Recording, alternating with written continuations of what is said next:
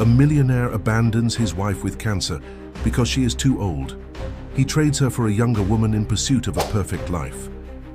10 years later, fate doesn't forgive him, and he faces the greatest lesson of his life.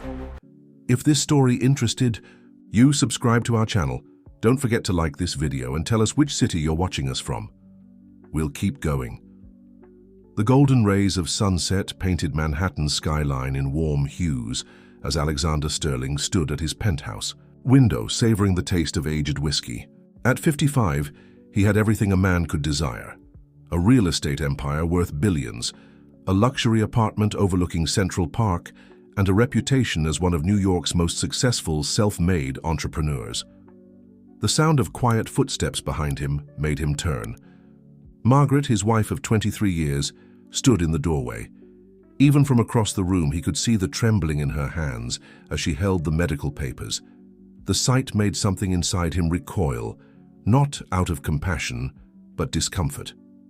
"The doctors say we caught it early," Margaret said, her voice steady despite the fear he could hear underneath. "With proper treatment, the prognosis is good." Alexander took another sip of whiskey, letting the burn distract him from the unwelcome intrusion of reality into his carefully curated world. Margaret had always been his rock, the woman who believed in him when he was nothing but a hungry kid from Brooklyn with big dreams. She'd worked double shifts as a nurse to support them while he built his first development project. She'd held him through failures and celebrated every success. But looking at her now, all he saw was how time had marked her. The grace that once turned heads had been replaced by a sort of quiet dignity that, to him, felt like surrender. Her once vibrant auburn hair was streaked with grey, and fine lines had settled around her eyes and mouth. She'd stopped colouring her hair during the pandemic, saying it was time to embrace natural beauty. To Alexander, it felt like she was giving up. "We should discuss treatment options," Margaret continued, moving closer. "Dr. Richardson recommended a specialist at Memorial Sloan Kettering. She's doing groundbreaking work with new therapies that—" "I have the Carson development meeting tomorrow morning," Alexander interrupted, turning back to the window. "We're finalizing the deal for the new luxury tower in Tribeca. Maybe we can talk about this over the weekend." The silence that followed was heavy with 2 decades of unspoken words. When Margaret finally spoke, her voice carried a new note, one of revelation rather than plea. "You're not going to be there for this, are you?" she asked softly. "Just like you weren't there for my father's funeral last year, or when I had that surgery in the spring." Alexander swirled the whiskey in his glass, watching the amber liquid catch the light. "I've given you everything, Margaret. The best doctors, the best care money can buy. What more do you want from me?" "I want my husband," she said simply. "The man who used to hold my hand during thunderstorms, who'd bring me coffee in bed every Sunday morning, who looked at me like I was his whole world." He turned to face her then, and for a moment, something flickered in his eyes. A ghost of the man she described. But it was quickly replaced by a cold determination she'd seen more and more lately in board meetings and business negotiations. "That man was struggling to survive," he said. "I've evolved. Maybe it's time you did too."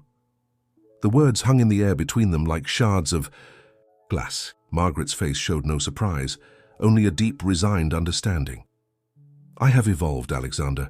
I've grown into someone who knows her worth isn't measured by how many heads she turns at charity galas.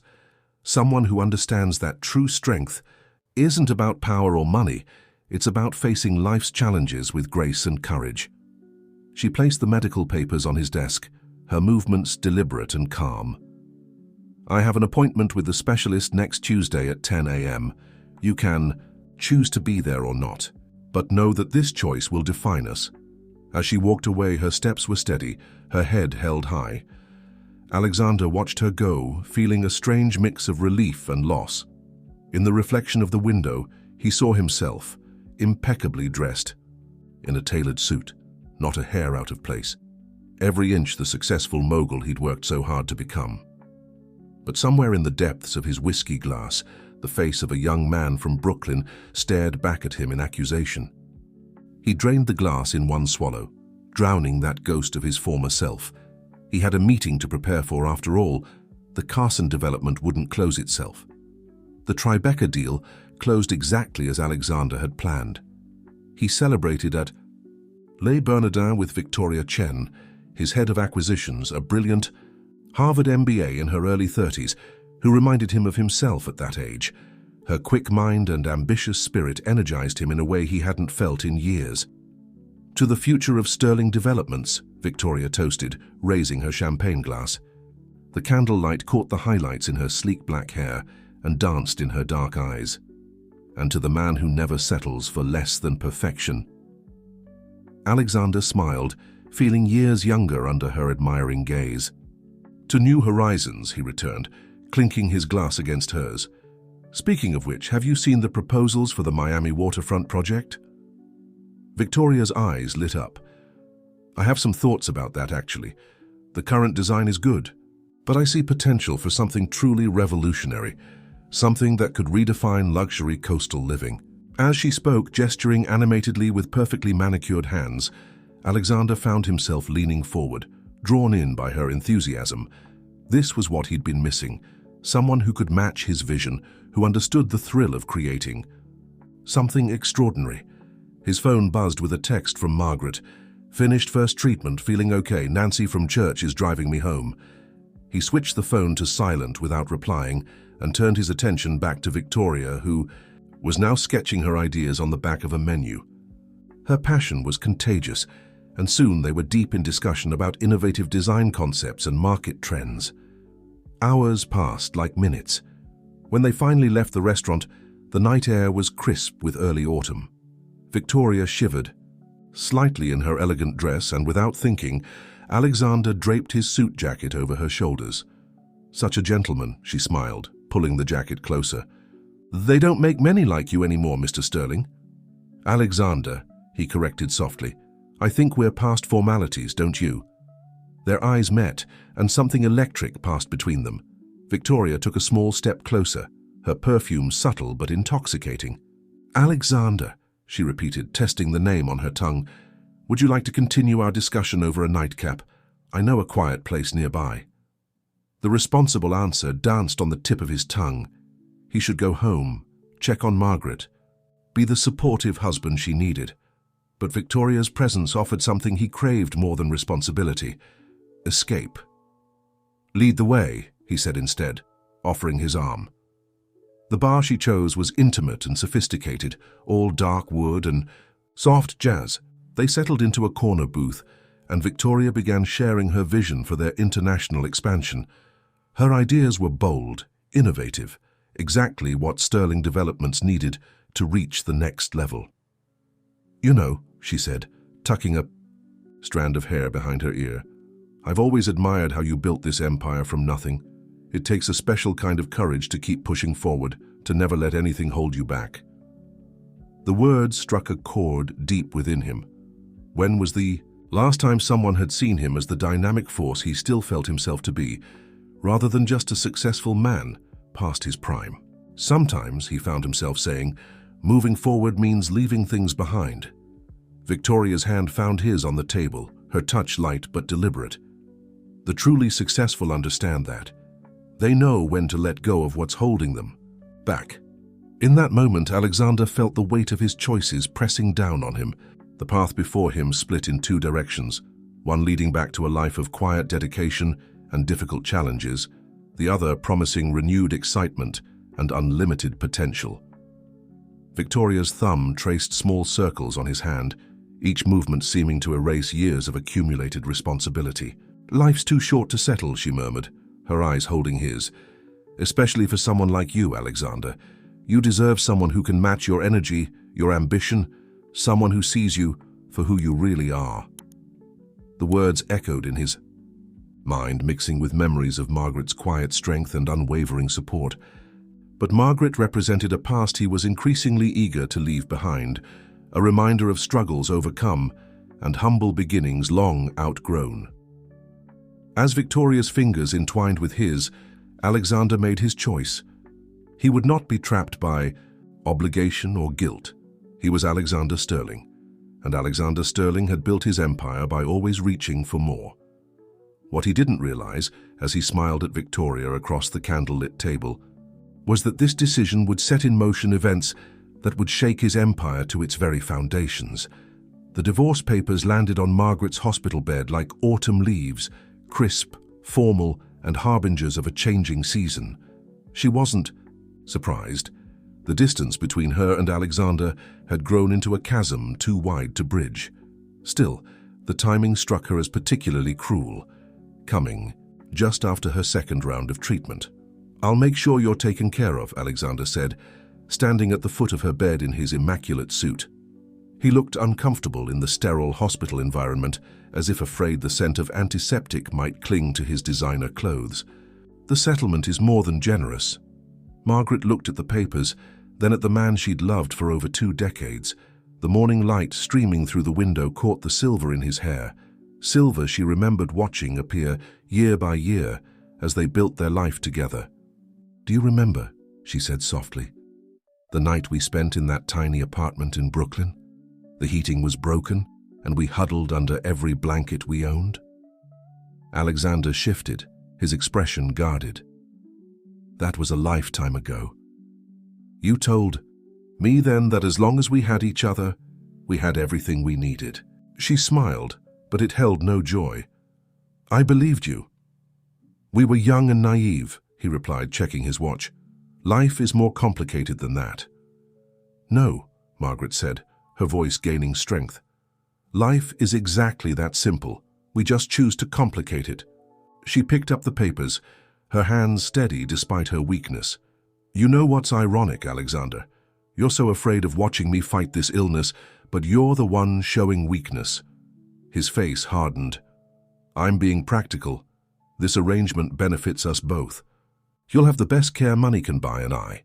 He paused, choosing his words carefully. "And you can start fresh with Victoria," Margaret finished for him. She'd seen them together at charity events, watched the lingering glances and subtle touches. "Tell me, does she make you feel young again?" Alexander's jaw tightened. "This isn't about Victoria." "No, it's about you. It's always been about you." Margaret reached for the pen on her bedside table. "You know what the hardest part of my treatment has been. Not the physical pain or the exhaustion. It's realizing that the man I loved, the man I thought would move mountains for me, can't even sit with me through a few hours of discomfort." She signed the papers with a steady hand, her signature as elegant as ever. "But you're right about one thing. This arrangement does benefit us both. You get your freedom and I." She met his eyes directly. "I get to see you for who you really are." Alexander took the papers, tucking them into his briefcase. "The lawyers will handle everything. You won't have to worry about anything financial." "I never did," Margaret replied. "Money was always your concern, not mine." She turned to look out the window, effectively dismissing him. "Goodbye, Alexander." He hesitated at the door, perhaps waiting for her to say something more, to break down, to beg him to stay. But Margaret remained silent, her profile outlined against the morning light, dignified even in her hospital gown. Later that evening, alone in her hospital room, Margaret pulled out a notebook from her bedside drawer. It was filled with notes and sketches she'd been making during her long hours of treatment, ideas that had been forming in her mind as she watched other patients struggle with the same challenges she faced. On the first page, she had written a quote, "From the deepest wounds come the greatest healing." Below it, she began to write, her pen moving with purpose, "Project Phoenix, revolutionizing cancer care through patient-centered innovation."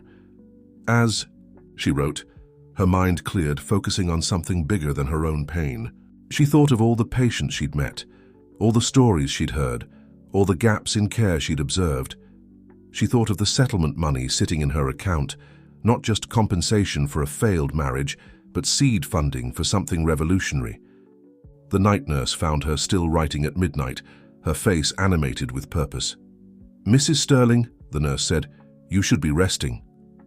Margaret looked up, a light in her eyes that hadn't been there that morning. "Actually," she said, "it's Ms.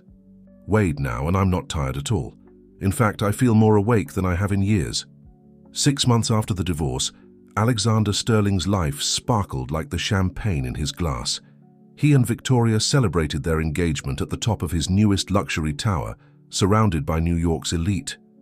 The ring on her finger, a flawless 10-carat diamond, caught the light with every graceful movement of her hand. "You've outdone yourself, darling," Victoria purred, leaning into his side as they greeted another group of well-wishers. "This party is exactly what I dreamed of." Alexander beamed with pride. Victoria fit perfectly into his world, young, ambitious, and absolutely stunning in her designer gown. She understood the importance of appearances, the power of perception. Together, they were the ultimate power couple, gracing the covers of business magazines and society pages. "Alike. Only the best for you," he replied, kissing her temple. The photographers nearby captured the moment, their flashes adding to the shimmer of the evening. Everything was perfect, exactly as he'd planned. Later that night, as they rode, the private elevator to their penthouse, Victoria scrolled through the photos already appearing on social media. "The announcement is trending," she said with satisfaction. "Our wedding will be the event of the year." Alexander watched her, admiring how the city lights played across her perfect features. She represented everything he'd worked for: success, beauty, youth. The nagging voice in the back of his mind that sometimes whispered of guilt and regret grew quieter with each passing day. "I was thinking," Victoria said, setting down her phone, "we should consider expanding the company's focus. Luxury senior living facilities are an untapped market. With the aging population, there's enormous potential for profit." Alexander stiffened slightly. The idea of dealing with anything related to aging or illness made him uncomfortable. "I prefer to focus on luxury residential and commercial properties. That's what Sterling Developments does best." Victoria persisted, her business mind working even in the midst of their celebration. "But think about it. High-end retirement communities for wealthy seniors. We could revolutionize the concept, make it glamorous. It's a growing market with huge returns." Before Alexander could respond, his phone buzzed. It was a news alert about a promising new biotech startup that was making waves in cancer treatment. He dismissed it without reading further, but something about it nagged at him.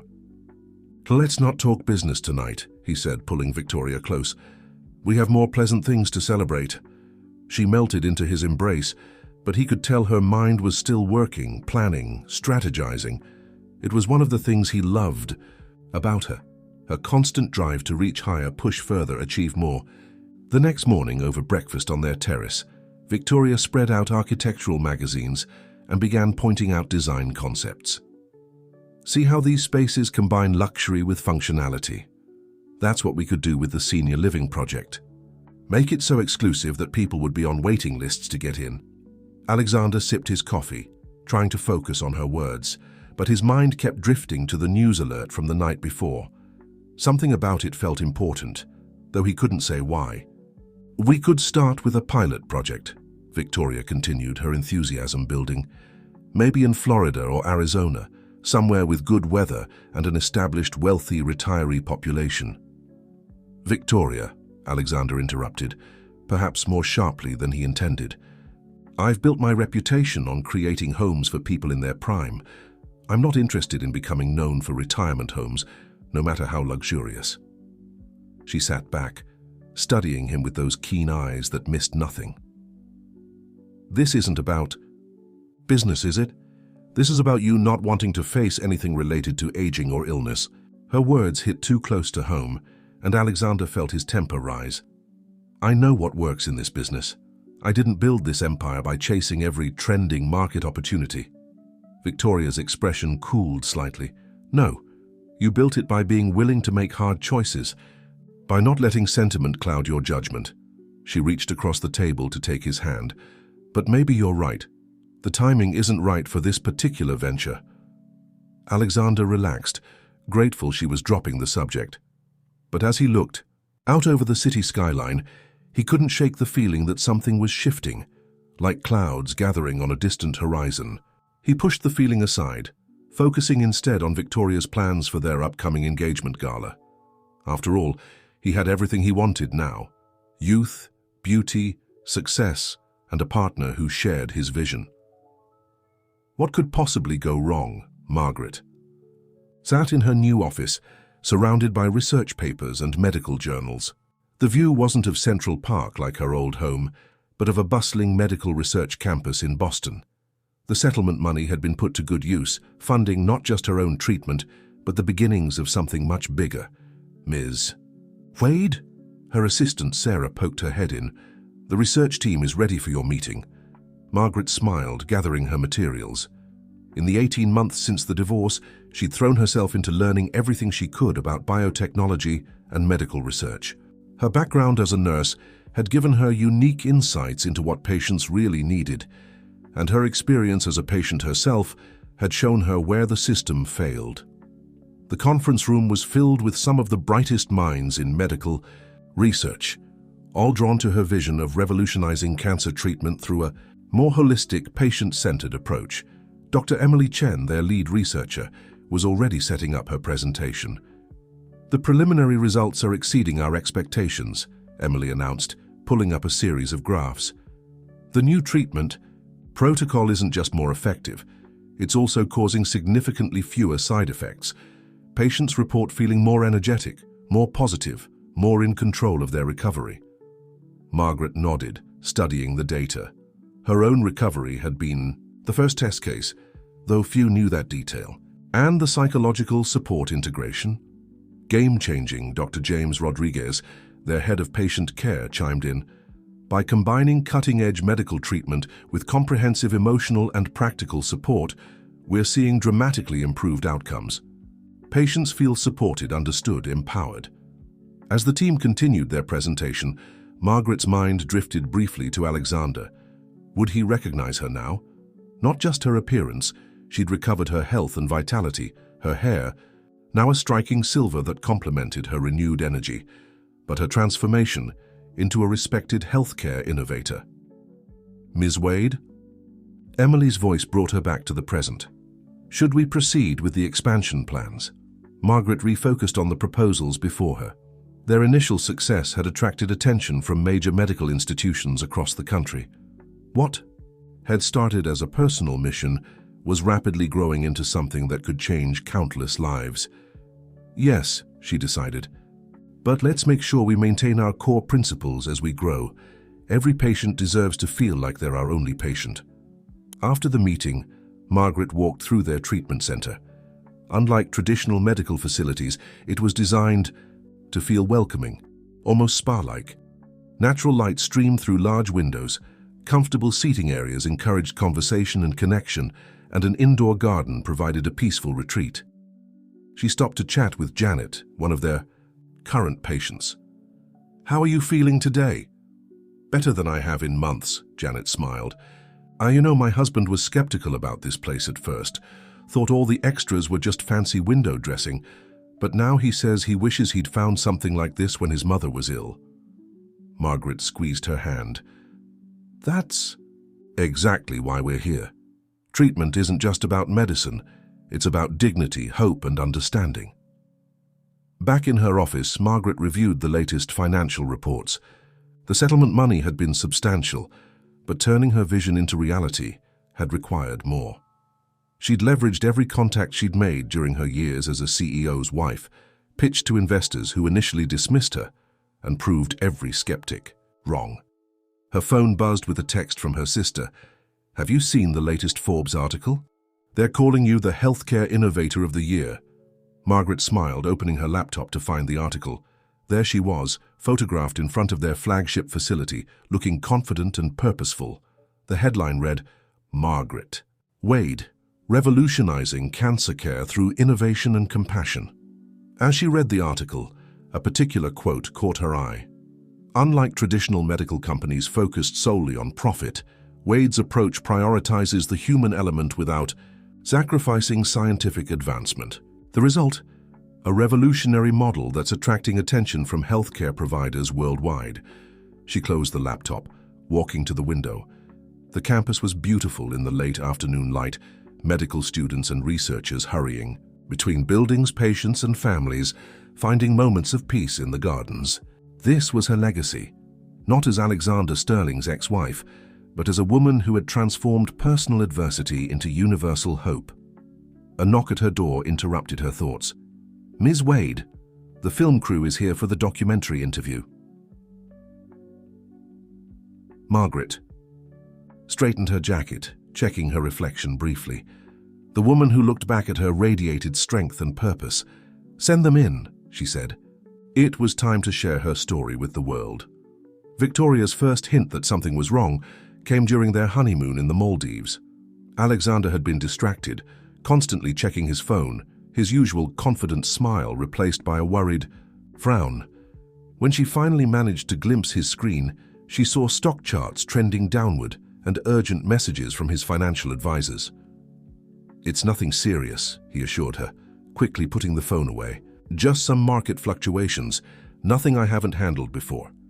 But 3 months into their marriage, the fluctuations had become a landslide. Sterling Development's newest luxury project in Miami was plagued with construction delays and cost overruns. Environmental activists had uncovered potential violations, and local media was having a field day with accusations of corner cutting and safety concerns. "This is a witch hunt," Alexander raged, pacing their penthouse living room. "They're trying to destroy everything I've built." Victoria watched him carefully, noting how his hands trembled slightly as he poured another drink. She'd never seen him like this, uncertain, defensive, almost desperate. It wasn't attractive. "Maybe we should consider selling some assets," she suggested carefully. "Restructure while we still have options." Alexander whirled on her, his eyes flashing. "Sell? That's your solution?" "I don't sell, I build. That's how I became who I am." Victoria stood her ground, her Harvard MBA mind calculating rapidly. "The market is changing, Alexander. Luxury real estate isn't what it was 2 years ago. We need to adapt." "We?" he scoffed. "I don't recall you being there when I was building this empire from nothing." The words hung between them like poison. Victoria felt something cold settle in her stomach as she realized she was seeing a side of Alexander she'd never witnessed during their whirlwind courtship. That night, unable to sleep, Victoria found herself doing something she'd never expected, researching Alexander's first wife. The articles she found were eye-opening. Margaret Wade wasn't just surviving, she was thriving. Her healthcare innovation company was revolutionizing patient care, attracting major investment, and generating the kind of positive press that money couldn't buy. Victoria closed her laptop, feeling unsettled. She'd always seen Margaret as the past, someone who couldn't keep up with Alexander's ambitions. But now, looking at her own reflection in the darkened window, she wondered who had really been left behind. The next morning, during her regular checkup, Victoria's world tilted on its axis. The doctor's words seemed to come from far away. "The tests show abnormal cells. We need to do more extensive screening." She sat in her parked car afterward, staring at nothing. The irony wasn't lost on her. Facing the same challenge that had prompted Alexander to abandon his first wife, would he stand by her, or would history repeat itself? At home, she found Alexander in his home office, arguing with investors on the phone. She waited until he hung up, then placed the medical papers on his desk. "What's this?" he asked, barely glancing at them. "I need to tell you something," Victoria began, her voice steady despite her racing heart. "And I need you to remember the vows we made 3 months ago." Alexander finally looked up, his expression already distant, as if he were calculating risks and returns. Victoria felt her heart sink, recognizing the same look he'd probably given Margaret all those months ago. "The doctor found something," she continued, forcing the words out. "They need to do more tests, but..." She watched his face change, shock, fear, and something else she couldn't quite identify. Was it guilt, regret, or just inconvenience? "We'll get you the best care," he said automatically, reaching for his phone. "I know people at the top hospitals." "That's not what I need right now," Victoria interrupted. "I need to know if you'll be there, really there, not just throwing money at the problem." Alexander's hand froze over his phone. For a moment, neither of them spoke. Outside their window, the Manhattan skyline sparkled in the morning sun, indifferent to the drama unfolding in the penthouse. Finally, Alexander looked at her, and Victoria saw something in his eyes that made her blood run cold. Calculation. He was already weighing options, measuring costs against benefits, just as he did with every business decision. And in that moment, Victoria understood exactly how Margaret must have felt. The headline on Forbes' website hit Alexander like a physical blow. Phoenix Medical Innovations secures $2 billion investment for revolutionary cancer treatment centers. The accompanying photo showed Margaret, his Margaret, looking sophisticated and powerful, addressing a room full of admirers at a medical conference. He sat in his darkened office, the glow of his computer screen illuminating his haggard features. The past month had been a nightmare of damage control. The Miami project was hemorrhaging money, environmental regulators were breathing down his neck, and several major investors were threatening to pull out. And now this. Margaret's success felt like a personal affront, a mockery of everything he'd believed about their relationship. He clicked through photos from the conference, each one showing her more vibrant, more accomplished than the last. "Mr. Sterling," his assistant's voice came through the intercom. "The board members are waiting in the conference room." Alexander straightened his tie, trying to summon his usual confident demeanor, but as he walked down the hallway he couldn't shake the image of Margaret's triumphant smile from his mind. The board meeting was brutal. Projections were down across all sectors, and the negative publicity from the Miami project was affecting their other developments. "We need to address the environmental concerns immediately," said Richard Chen, one of his oldest board members. "The company's reputation is taking a serious hit." "These allegations are baseless," Alexander insisted, but his voice lacked its usual authority. "We've always followed proper procedures." "The evidence suggests otherwise," Richard interrupted, sliding a file across the table. "Our own internal audit found multiple irregularities. We can't afford this kind of scandal, Alexander." As the meeting continued, Alexander felt control slipping through his fingers.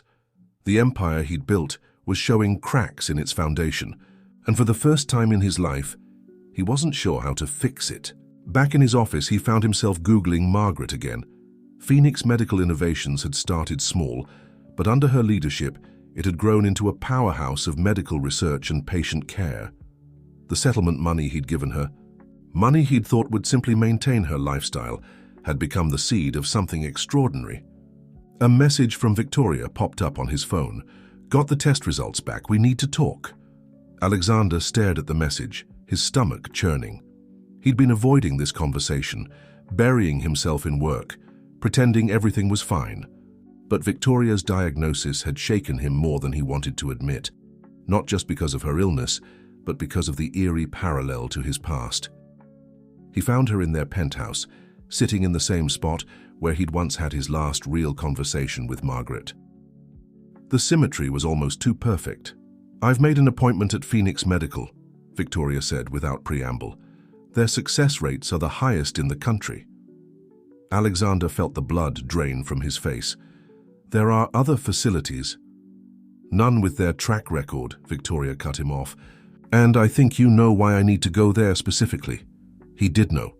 This wasn't just about medical care, it was about facing his past, about confronting the consequences of his choices.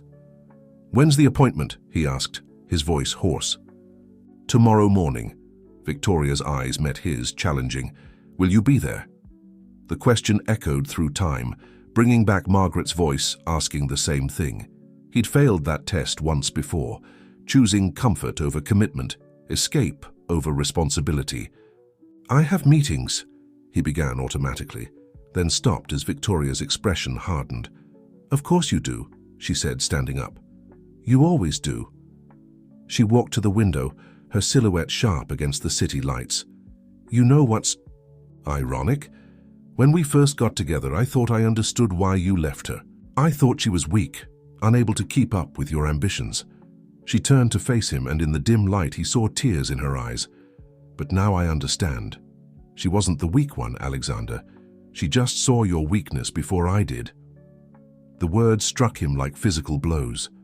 He wanted to argue, to defend himself, but the truth of her assessment left him speechless. "I'll be at Phoenix Medical tomorrow at 9 a.m., Victoria continued. "Whether you come or not, will tell me everything I need to know about our future." As she walked away, Alexander sank into a chair, feeling the weight of his choices pressing down on him. Outside his window, the empire he'd built gleamed in the night, but somehow it all felt hollow. For the first time, he wondered if, in his relentless pursuit of success, he'd lost something far more valuable. The waiting room at Phoenix Medical bore little resemblance to the sterile hospitals Alexander remembered. Warm lighting, comfortable seating, and living plants created an atmosphere of calm and healing. The walls featured inspiring quotes and artwork created by patients, each piece telling a story of resilience and hope. Victoria sat beside him, her posture rigid, clearly surprised he'd actually shown up. They'd barely spoken during the drive from Manhattan, the tension between them thick enough to cut with a knife. "Mrs. Sterling?" A friendly nurse appeared.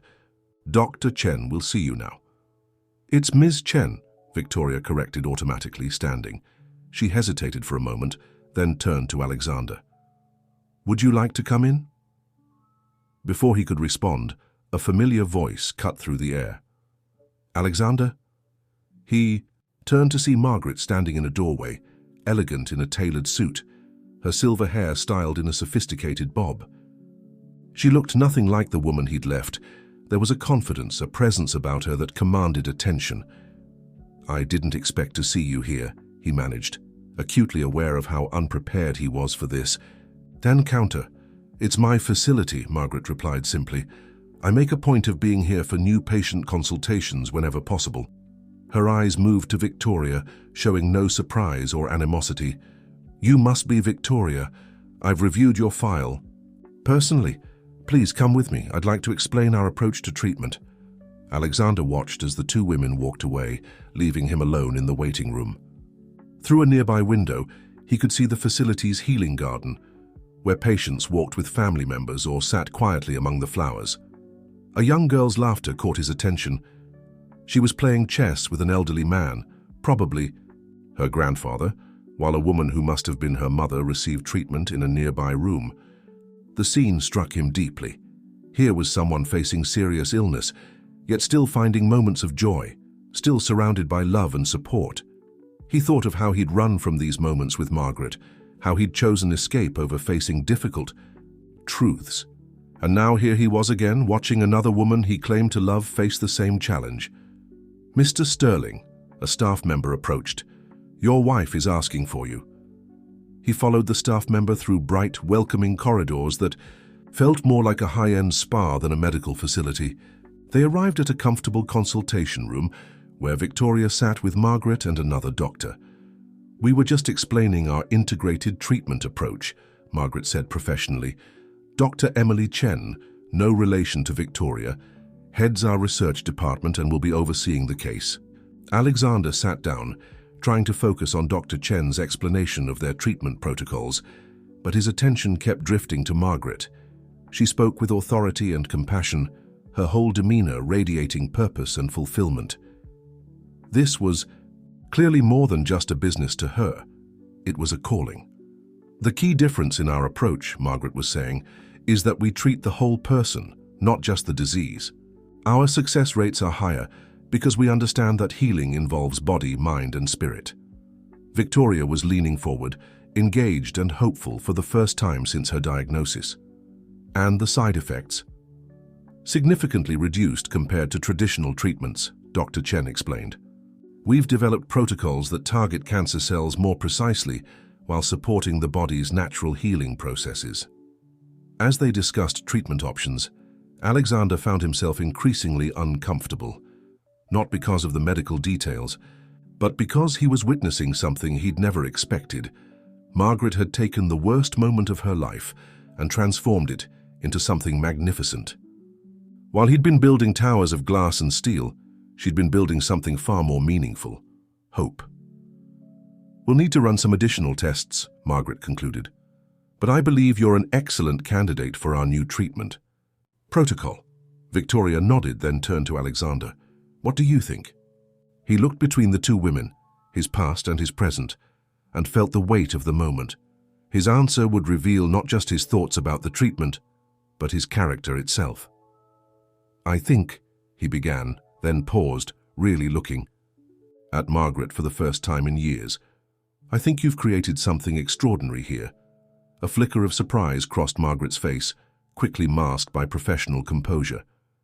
"Thank you," she said simply, "but the real work is just beginning." As they left the consultation room, Alexander couldn't shake the feeling that he was standing at a crossroads.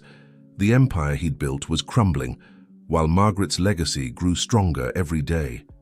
And now, faced with a karmic echo of his past, choices he had to decide. Would he finally learn from his mistakes, or was he doomed to repeat them? The headlines exploded across every major financial news outlet. Sterling Developments faces federal investigation. Alexander stared at his phone in disbelief as notifications kept flooding in. The environmental violations in Miami had triggered a broader investigation, unveiling a pattern of cutting corners that stretched back years. "The board is calling an emergency meeting," his assistant announced, her voice trembling. "They're voting on whether to suspend you from your position as CEO." The boardroom, once his domain of absolute power, now felt like a court chamber. Faces that had once smiled and nodded at his every word now watched him with cold disappointment. Richard Chen, his longest-serving board member, stood to deliver the verdict.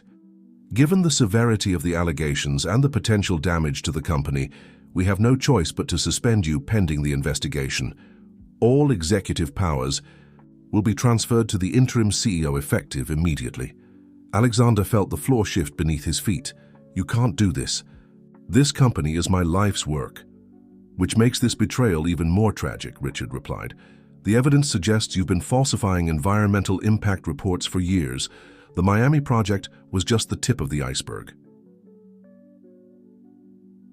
Security escorted him from the building, his building. As he stood on the sidewalk watching people hurry past, Alexander felt invisible for the first time in decades. His phone buzzed. Victoria had sent him a message. "Saw the news, don't come home tonight, I need time to think." He ended up at a hotel bar, nursing a whiskey and watching the financial channels dissect his downfall. The stock was in freefall, and investors were jumping ship en masse. Years of reputation building destroyed in a matter of hours. A familiar face appeared on the screen, Margaret being interviewed about Phoenix Medical's latest breakthrough. The contrast couldn't have been more stark. While his empire crumbled, hers flourished. "Our focus has always been on ethical innovation," she was saying. "Success built on cutting corners isn't success at all. It's just delayed failure." The words hit him like a physical blow. He ordered another drink, trying to drown out the voice in his head that whispered she was right. His phone rang. His lawyer. "It's worse than we thought," the man said without preamble. "They're freezing your assets, all of them." Alexander set down his glass with a shaking hand. "What about my personal accounts?" "Everything, Alexander. They're claiming." "The pattern of violations indicates systematic fraud. You need to prepare for the possibility of criminal charges." The room seemed to spin. Criminal charges? He'd always operated in gray areas, pushed boundaries, but he'd convinced himself it was just smart business. Now those choices were coming, back to haunt him. Another message from Victoria. "My doctor at Phoenix Medical says the treatment is showing promising results. I've decided to continue their fun without you. I won't let your choices affect my healing." He stared at the message until the words blurred. Everything he'd built, everything he'd sacrificed for, was slipping through his fingers like sand. The young man from Brooklyn who dreamed of success would never have recognized what he'd become. Late that night, in his sterile hotel room, Alexander found himself watching videos about Phoenix Medical. Patient testimonials spoke of hope restored, of dignity in treatment, of a revolutionary approach to healing. But what caught his attention most was the philosophy Margaret had built into every aspect. "True success isn't measured in dollars or square footage," she said in one interview. "It's measured in lives touched, in hope restored, in dignity preserved. We're not just treating illness, we're healing people." The words echoed in his mind as he lay sleepless, staring at the ceiling. He thought of Margaret in those early days, working double shifts to support his dreams. He thought of Victoria, facing her illness with a courage he'd never possessed. He thought of all the corners he'd cut, all the compromises he'd made, always convincing himself the end justified the means. His phone buzzed one last time. A news alert. Sterling Development stock suspended from trading. Investigation expands. In the darkness of his hotel room, Alexander Sterling, the man who'd once seemed invincible, finally faced the truth. He'd built his empire on a foundation of sand, and now the tide was coming in. Victoria sat in the peaceful garden at Phoenix Medical, watching butterflies dance among the flowers. Her treatment was progressing well thanks to the innovative protocols Margaret had developed. The past few weeks had taught her more about strength and dignity than all her years in the corporate world. "Mind if I join you?" Victoria looked up to see Margaret standing there, holding 2 cups of herbal tea. Despite everything, Margaret had shown her nothing but compassion and support since she'd arrived at the facility. "Please," Victoria gestured to the empty chair. "I've been meaning to thank you, actually, not just for the treatment, but for everything." Margaret handed her one of the cups. "How are you handling the news about Alexander?" Victoria sighed, wrapping her hands around the warm cup. "It's strange. A month ago, I thought my diagnosis was the worst thing that could happen. Now, watching his world collapse, I almost feel relieved that I saw his true character before I lost myself completely." "Sometimes the hardest challenges bring the most important clarity," Margaret replied softly. "I learned that lesson myself." They sat in comfortable silence, for a moment sipping their tea.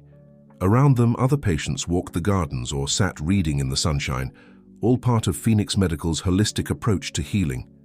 "Can I ask you something?" Victoria finally said. "How did you do it? Take something so painful and transform it into this?" She gestured at the beautiful facility around them. Margaret considered the question carefully.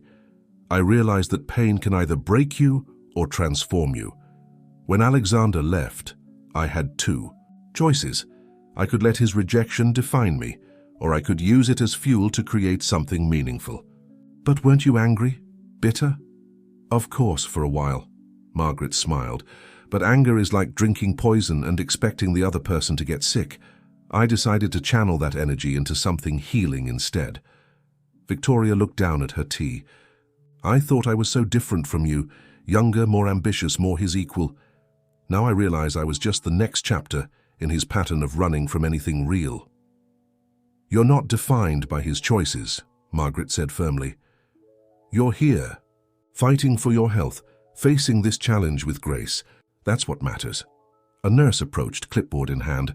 "Miss Chen, you're scheduled for treatment in 10 minutes. Victoria stood, then hesitated. "Margaret, there's something you should know. The investigators looking into Sterling Developments, they've found evidence of serious violations going back years. Environmental reports were falsified, safety regulations ignored. It's bad." Margaret absorbed this information with a calm that surprised Victoria. "And how do you feel about that?" "Honestly, ashamed that I was ever part of it, that I admired him for what I thought was business brilliance." Victoria straightened her shoulders. "I've been thinking about making a statement to the investigators, sharing what I know about the recent projects." "That's a brave choice." "I learned about bravery here," Victoria said, looking around at the facility. "Watching patients face their challenges with dignity, seeing how you transformed your pain into purpose, it's changed my perspective on everything." Margaret stood too, touching Victoria's arm gently. "Just remember, healing isn't linear. Some days will be harder than others, but you're stronger than you know." As Victoria headed inside for her treatment, Margaret remained in the garden, thinking about the strange turns life could take. She'd built Phoenix Medical to help people heal, never imagining that one day it would become a sanctuary for the woman Alexander had chosen over her. Her phone buzzed, a message from her chief financial officer. "Sterling Development stock has been suspended. They're saying Alexander could face criminal charges. Should we release a statement about our continued commitment to ethical practices?" Margaret looked up at the blue sky, remembering a young man from Brooklyn who'd once dreamed of changing the world. Somewhere along the way he'd lost sight of what really mattered, but perhaps in the ruins of his empire, he might finally find what he'd been searching for all along. She typed a simple reply. No statement needed.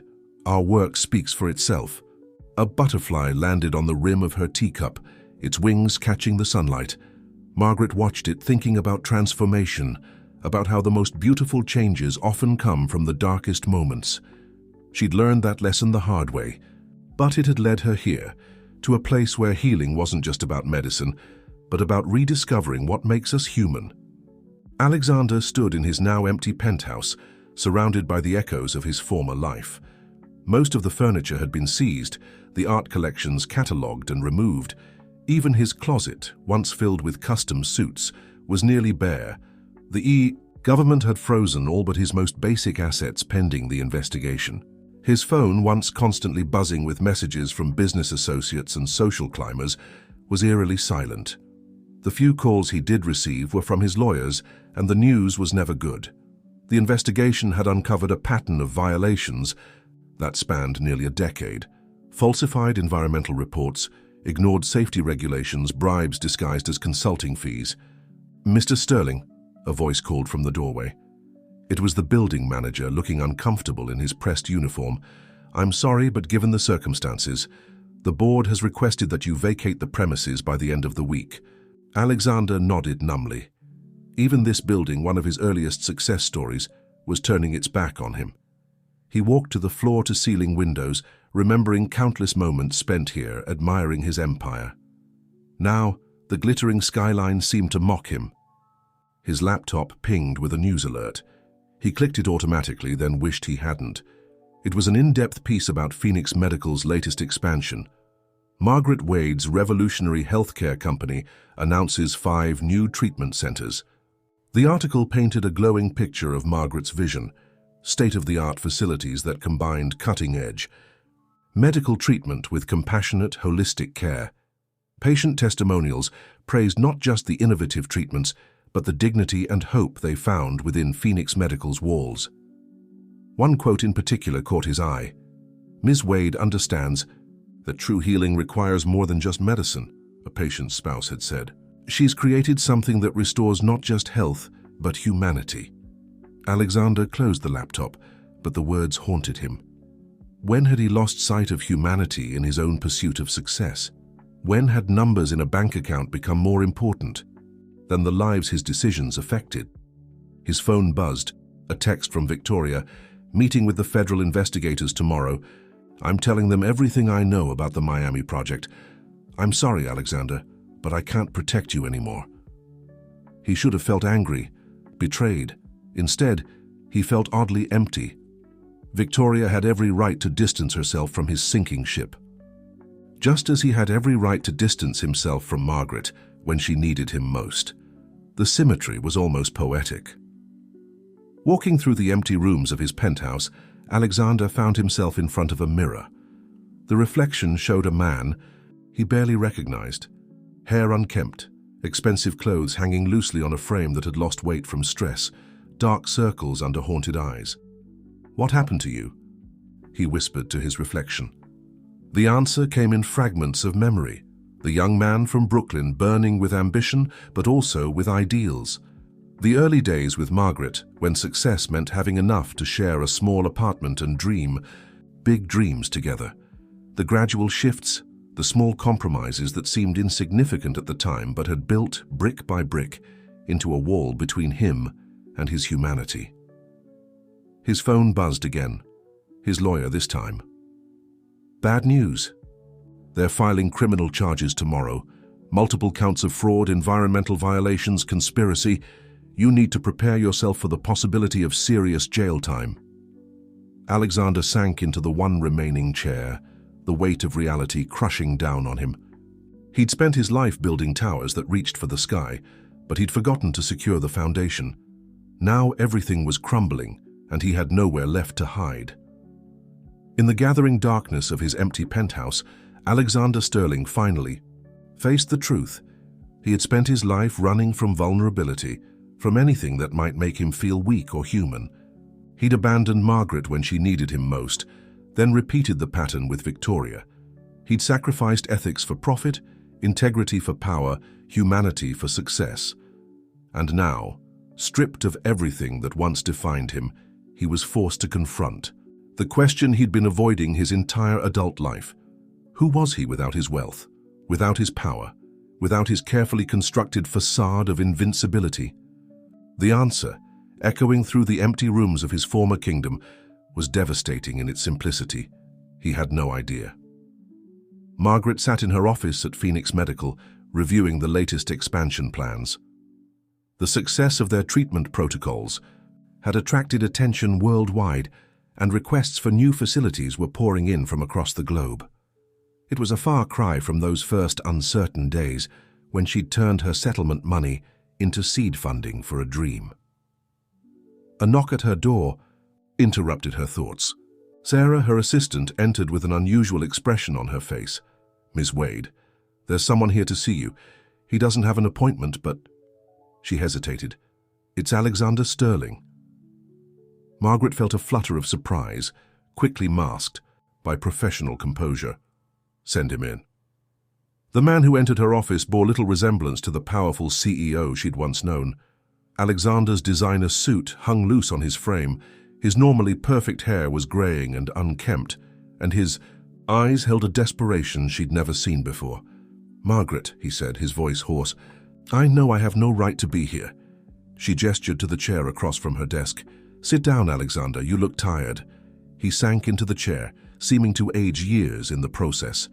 "I've lost everything," he said simply. "The company, the penthouse, my reputation. Even Victoria has cut ties completely. She's cooperating with the investigators." Margaret studied him carefully, noting the tremor in his hands, the defeated slump of his shoulders. "Why are you here?" He struggled with the words. "I've been watching what you've built here, reading about the lives you've changed, the difference you're making." He looked around her office, taking in the warmth and purpose that seemed to radiate from every corner.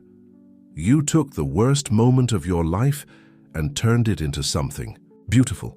"I took everything beautiful and turned it ugly." "It's never too late to change course," Margaret said quietly. Alexander laughed bitterly. "I'm facing criminal charges, years in prison. There is no course left to change." "There's always a choice, Alexander, even in the darkest moments." She leaned forward. "Do you remember what you told me the night we met? You said you wanted to build something that would make the world better." He flinched at the memory. "I was young and naive." "No," Margaret corrected him. "You were honest. Somewhere along the way, you just forgot what really mattered." They sat in silence for a moment, the soft sounds of the healing garden filtering through the window. Finally, Alexander spoke again, his voice barely a whisper. "Help me." Margaret raised an eyebrow. "Help you avoid prison?" "No." He met her eyes for the first time. "Help me find a way to make amends, to do something right for once, before they take me away." Margaret stood, walking to the window that overlooked the garden. Patients walked the paths below, some with family members, others alone, but supported by the community they'd found here. Each one represented a life touched, hope restored, dignity preserved. "We have a program here," she said finally, "for people who want to give back. Most of our volunteers are former patients or family members, but—" She turned to face him. "Everyone deserves a chance to heal, even those who caused harm." Alexander's eyes widened as he understood what she was offering. "You'd let me volunteer here? After everything?" Not as Alexander Sterling, the billionaire developer, but as a human being willing to learn humility and service? "Yes." She returned to her desk, pulling out a form. "It won't affect your legal situation. You'll still have to face the consequences of your actions, but maybe in whatever time you have left before the trial, you can remember who you were before. Success poisoned your spirit." He stared at the volunteer application form, hands shaking slightly.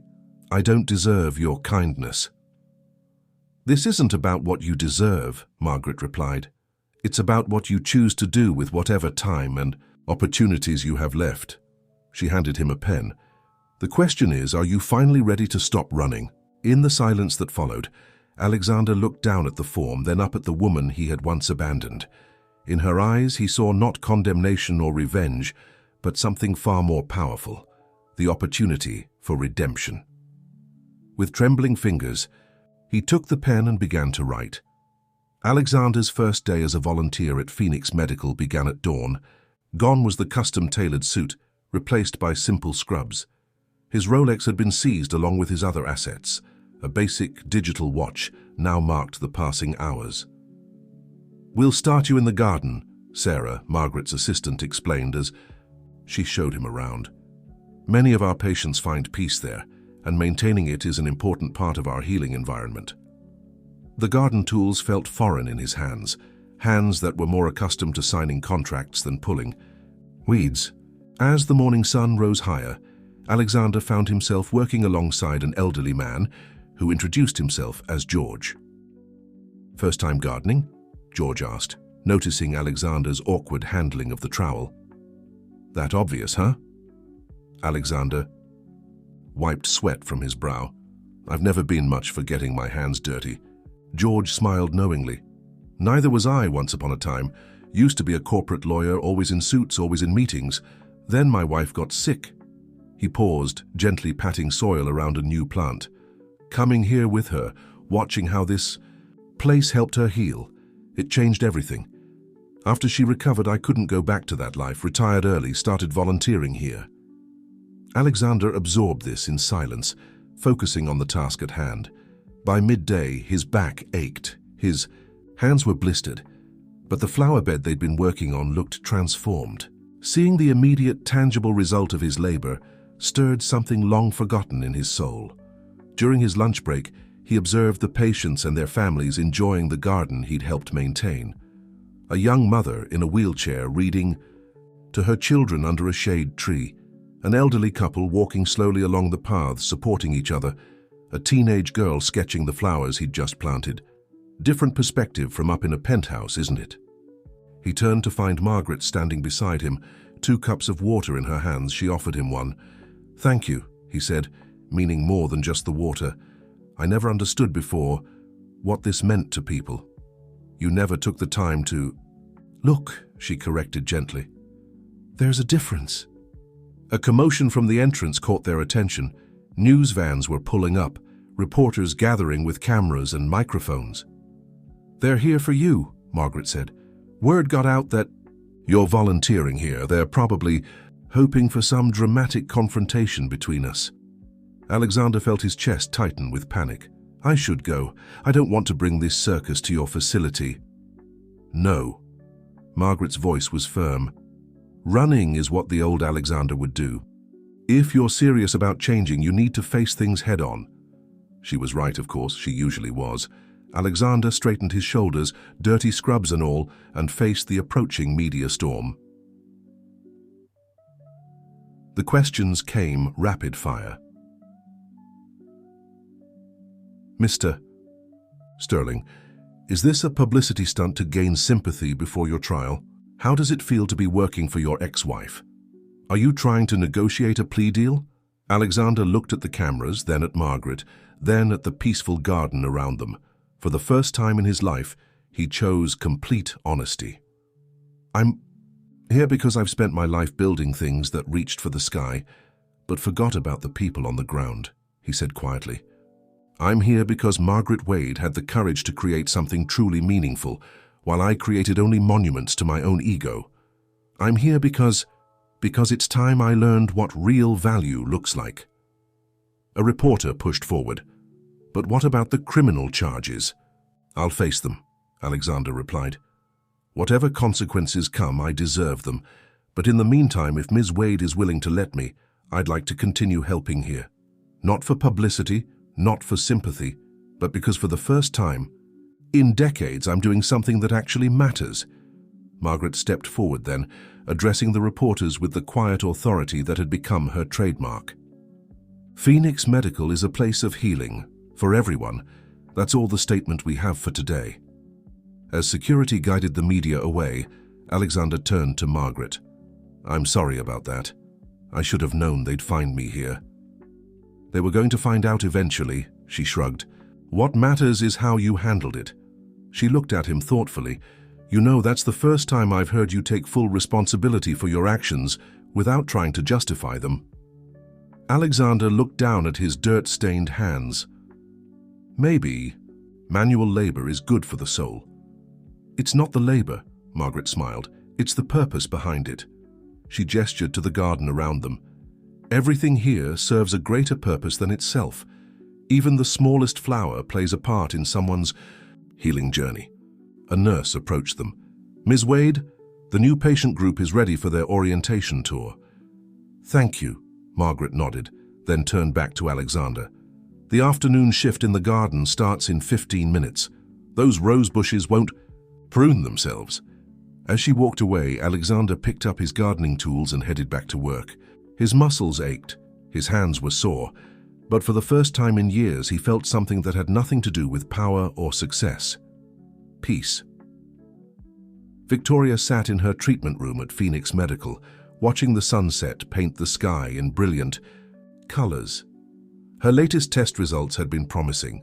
The innovative treatment protocols were working better than anyone had expected. But it wasn't just the medical care that was healing her. It was the entire environment that Margaret had created. A knock at the door interrupted her thoughts. "Come in," she called, expecting her evening nurse. Instead, Alexander stood in the doorway, still in his gardening scrubs, looking uncertain. "I can come back later," he said quickly. "No, stay," Victoria surprised herself by saying. "I heard you've been working in the garden." He entered cautiously, remaining standing.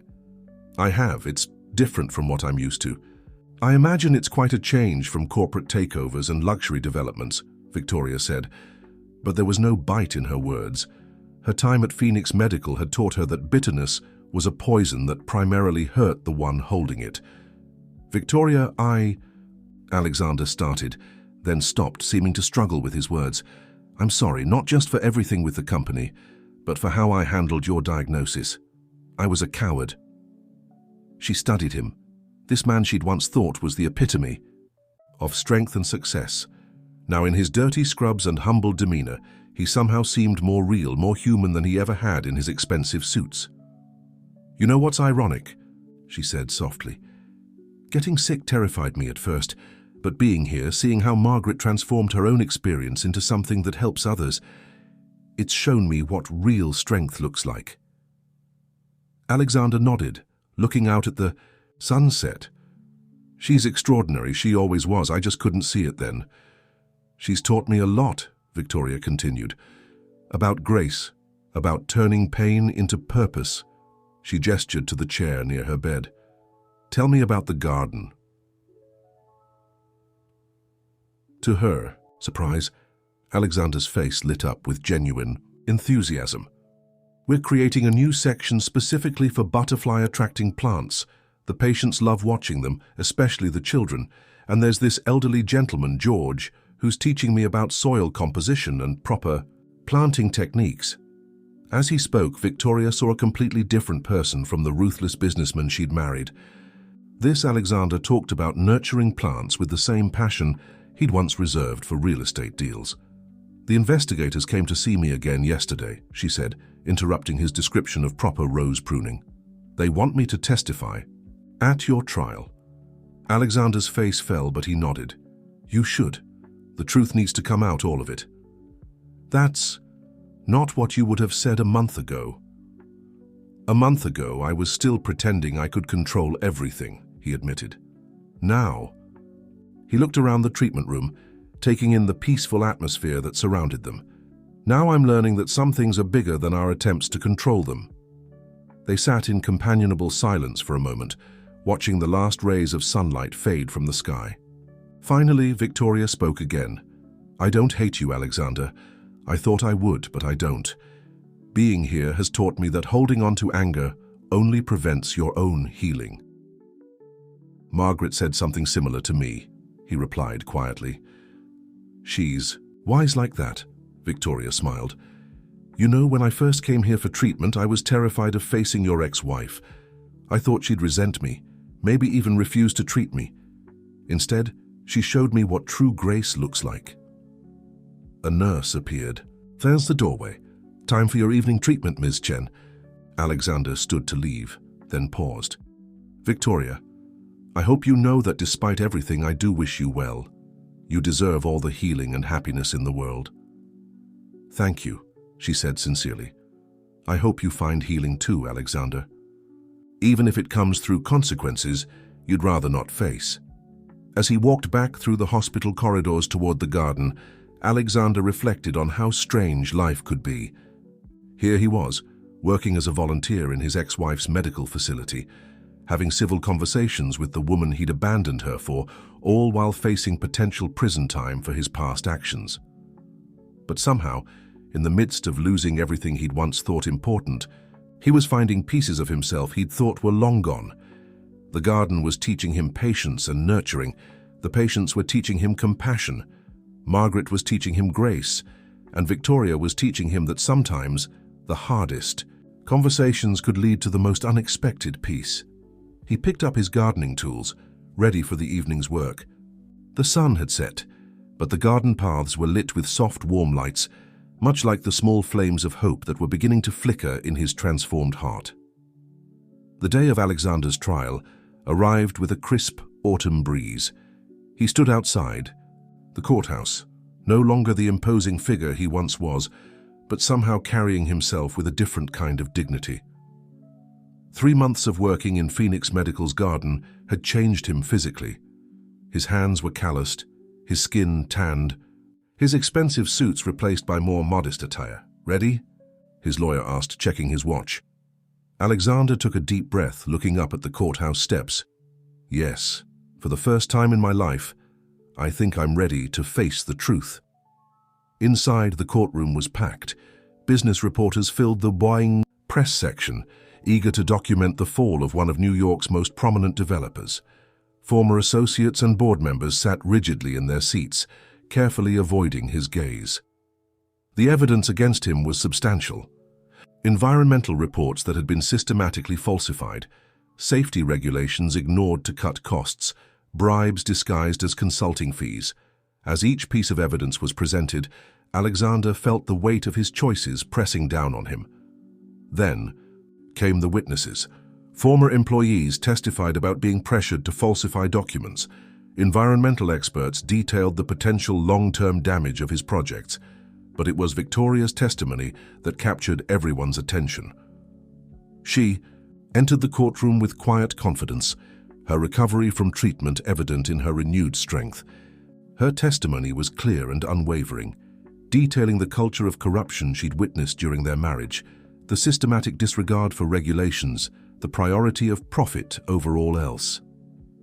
And how would you characterize Mr. Sterling's attitude toward these violations? The prosecutor asked. Victoria paused, looking directly at Alexander. He believed he was above the rules that governed ordinary people. Success had convinced him that money could solve any problem, shield him from any consequence. And now, have you observed any change in his attitude? Objection calls for speculation, Alexander's lawyer interjected. I'll rephrase, the prosecutor said. In your recent interactions with the defendant at Phoenix Medical, have you observed his behavior? Victoria's expression softened slightly. I've seen someone learning, perhaps for the first time, what it means to serve others instead of himself. Whether that change is permanent, only time will tell. When it was Alexander's turn to take the stand, he did something that shocked everyone. He waived his right to defend himself against the charges. Your Honor, he said, his voice steady, everything in the prosecution's evidence is true. I did all of it, and probably more that hasn't been discovered. I built my empire by convincing myself that the rules didn't apply to me, that success justified any means. I'm not here to make excuses or plea for leniency. I'm here to take responsibility for my actions. A murmur ran through the courtroom. His lawyer looked like he might faint. For most of my life, Alexander continued, I measured success in dollars and square feet. It took losing everything to understand how meaningless those measurements were. The past 3 months working in a garden that helps people heal has taught me more about real value than 30 years of building luxury towers. The judge leaned forward. Mr. Sterling, you understand that this admission of guilt likely means Significant prison time. I do, Your Honor, and I accept that. But before you pass sentence, I have one request. Proceed. The only thing of value I have left is my knowledge of where all the bodies are buried, so to speak. I'm willing to provide complete details of every violation, every corrupt deal, every instance of environmental damage. Not for a reduced sentence, but so that something good can come from all this. So the damage can be identified and maybe even repaired. The judge studied him thoughtfully. You understand this could implicate others, former associates, business partners? Yes, Your Honor. It's time for all the truth to come out. As the judge called a recess to consider his statement, Alexander noticed something unexpected. In the back of the courtroom sat Margaret, watching quietly. Their eyes met briefly, and she gave him a small nod, not of approval exactly, but of recognition. Recognition of the truth he was finally brave enough to face. His lawyer hurried over, clearly agitated. "What are you doing? We had a strategy." "No. More strategies," Alexander said quietly. "No more hiding." Through the courthouse windows, he could see the autumn leaves falling, golden in the afternoon light. He thought of the garden at Phoenix Medical, how plants had to shed their old growth before new life could emerge. Perhaps this was his season of shedding, letting go of the false self he'd built over decades, allowing something more authentic to take root. The bailiff called them back into session. As Alexander rose to hear his fate, he felt strangely peaceful. For the first time in his life, he wasn't trying to control the outcome. He was simply ready to accept the consequences of his choices and whatever growth might come from them. The teen sentence was handed down on a Thursday afternoon, 8 years in federal prison, with the possibility of reduced time for cooperation in ongoing investigations. As the judge read out the terms, Alexander stood straight, accepting each word with the same quiet dignity he'd learned tending the garden at Phoenix Medical. After the proceedings, as he prepared to be taken into custody, he was surprised to find both Margaret and Victoria waiting to speak with him. "You did the right thing in there," Victoria said softly. "It couldn't have been easy." "Actually, it was," Alexander replied. "Living the lie was what was hard. This feels like breathing clearly for the first time in years." Margaret stepped forward, holding a small envelope. "Before you go, I want you to have this." Inside was a photograph of the garden at Phoenix Medical, specifically the section he'd helped create, to remind you that beauty can grow in the most unexpected places. Alexander felt tears threatening, something that would have mortified him just months ago. Now, he let them come. "Thank you, not just for this, but for showing me what real strength looks like, both of you." "Mr. Sterling," a marshal approached. "It's time." Before turning to go, Alexander had one last thing to say. "Margaret, that section of the garden, don't let them change it. Even the mistakes I made planting those roses. They're part of the story now, part of the healing." Margaret nodded, understanding what he couldn't fully express. "We'll take care of it, and when you're ready to come back to it, it'll be waiting." As Alexander was led away, Victoria turned to Margaret. "You really think he's changed?" Margaret watched her former husband's retreating figure. "I think he's finally becoming who he was always meant to be.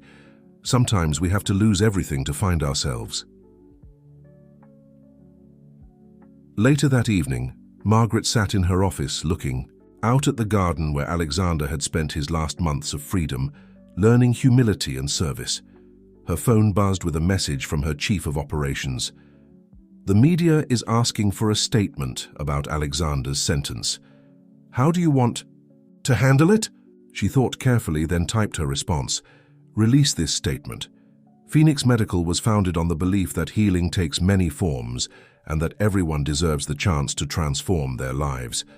We will continue our mission of providing hope and healing to all who come through our doors, believing that every ending can also be a beginning."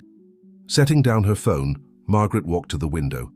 The garden was beautiful in the dying light, the flowers Alexander had planted catching the last rays of sun. A young patient sat on a nearby bench, sketching the scene in a notebook, finding beauty even in this place of healing and challenge. Victoria's latest test results lay on Margaret's desk, showing remarkable improvement. Another testament to the power of holistic healing, of treating not just the illness but the whole person. She'd grown strong here, not despite her challenges, but because of how she'd faced them.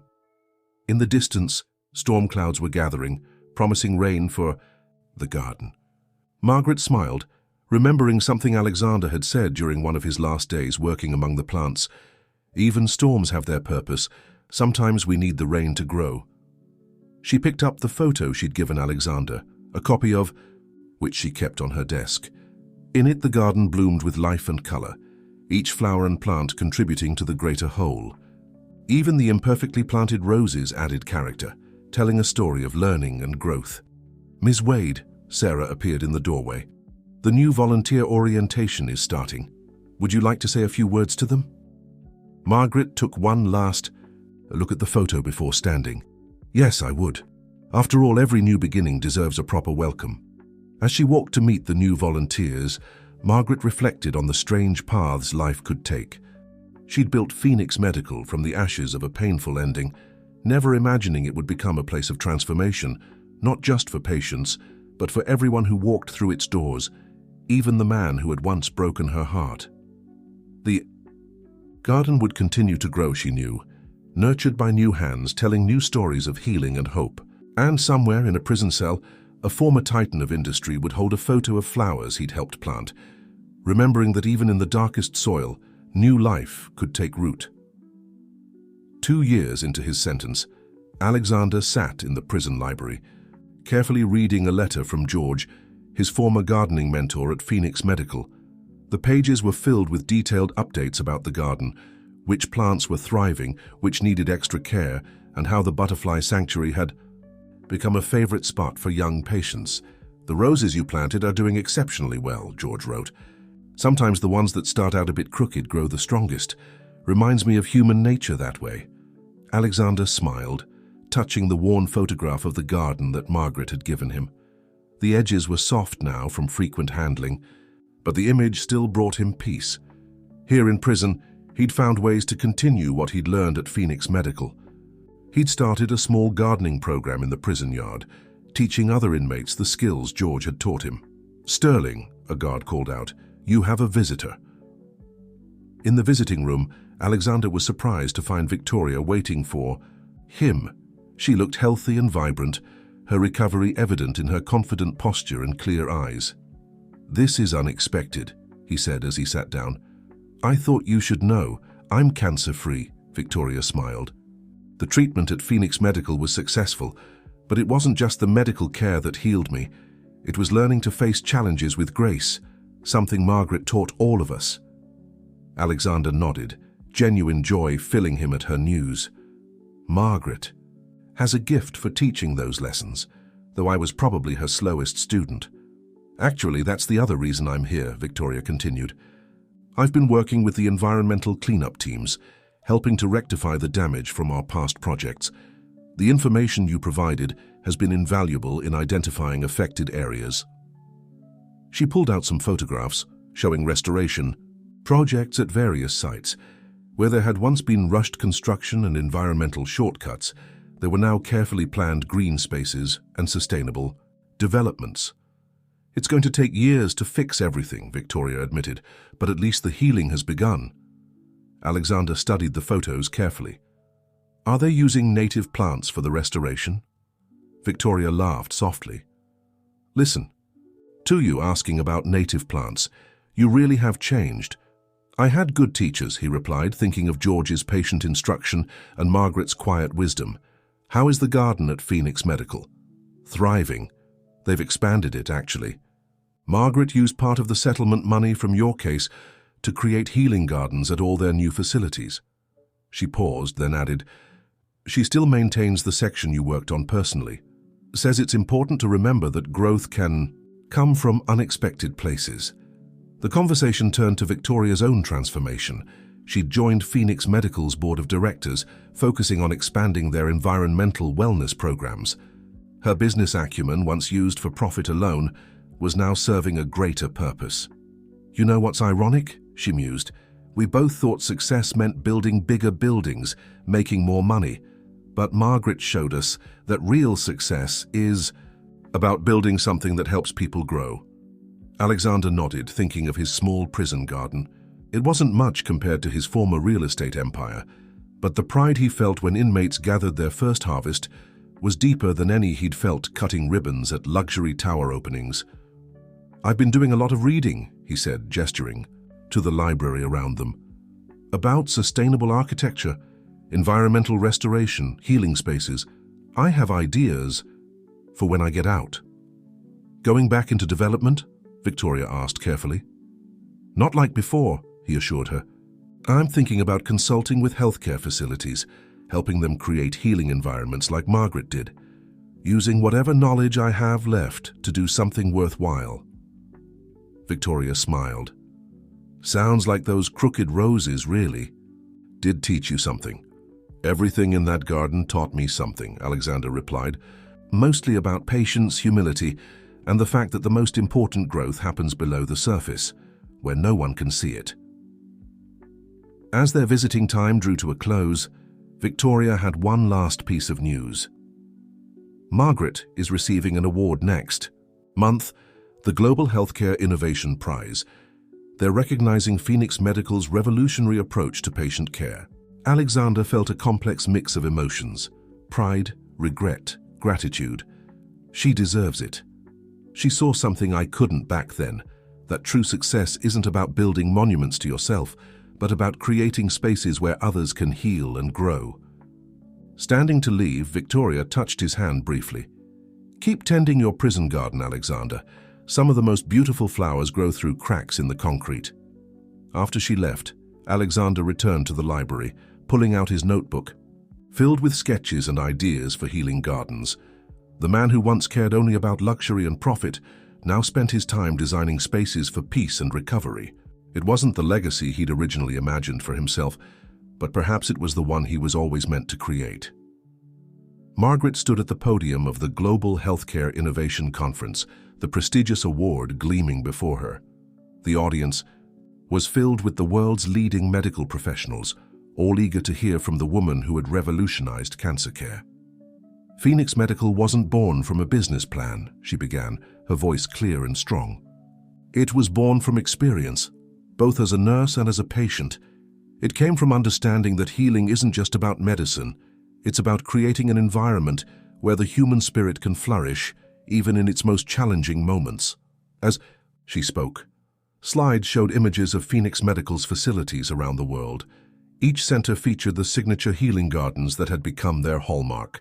The camera lingered on a particularly beautiful rose garden, the one Alexander had helped create.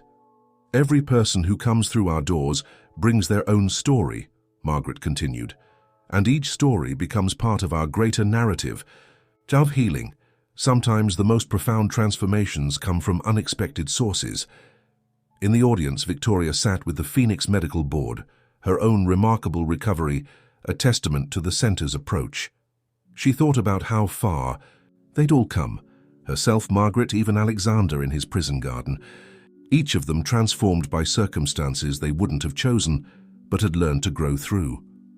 After the ceremony, Margaret found herself in a quiet moment with Victoria, looking out over the conference center's elaborate gardens. Though beautiful, they lacked the soul of their healing spaces at Phoenix Medical. "I got a letter from Alexander yesterday," Margaret said softly. "He's been designing healing gardens for the prison system. Apparently, several facilities have implemented his ideas, and they're seeing positive results in inmate rehabilitation." Victoria smiled. Who would have thought? The man who once built towers of glass and steel now creating spaces for healing and growth. "People can surprise you," Margaret replied, "if you give them the chance to bloom where they're planted." They were interrupted by Dr. Emily Chen, their head of research, rushing over with exciting news. "The results from our latest study are in," she announced breathlessly. "The combination of our medical protocols and healing environment shows a 40% higher recovery rate than traditional treatment centers. They want us to present the findings at next year's conference." Margaret nodded, unsurprised. She'd always known intuitively what the data now proved, that healing required more than just medicine. It required hope, dignity, and a space to reconnect with life's natural rhythms. Later that evening, in her hotel room, Margaret worked on a new proposal. Phoenix Medical was expanding again, but this time in an unexpected direction. They were developing a program to transform medical facilities in underserved communities, creating healing gardens and wellness spaces in places that desperately needed them. Her phone buzzed with a message from Sarah. Just received the latest designs from Alexander. His prison garden concepts are remarkable. Should I add them to the community program proposal? Margaret studied the attached sketches. Alexander's designs showed a deep understanding of how to create therapeutic spaces in challenging environments. Even through the technical drawings, she could see how much he'd grown from the man who once cared only about luxury and prestige. "Yes," she replied, and sent him this message. "Your roses are blooming beautifully. When you're ready, there's more growing to be done." She turned back to her window, watching the city lights twinkle below. Somewhere out there in a prison garden, the man who had once broken her heart was finding his own path to healing. In a private treatment room, Victoria was sharing her recovery story with new patients, offering hope and understanding. And here, she was accepting an award she'd never dreamed of for creating something born from her deepest pain. Life, she reflected, was like her beloved gardens, constantly growing, changing, and finding beauty in the most unexpected places. Even the hardest ground could yield new life, if tended with patience and grace. A soft rain began to fall outside her window. Margaret smiled, remembering something George always said in the garden. Rain brings renewal. Every drop carries the promise of new growth. She returned to her proposal, adding a final note. In creating spaces for healing, we create opportunities for transformation. Every garden we plant is a testament to the resilience of the human spirit and a reminder that growth is always possible, no matter how hard the soil. 5 years into his sentence, Alexander was called to the warden's office. The small garden program he'd started had grown into something remarkable.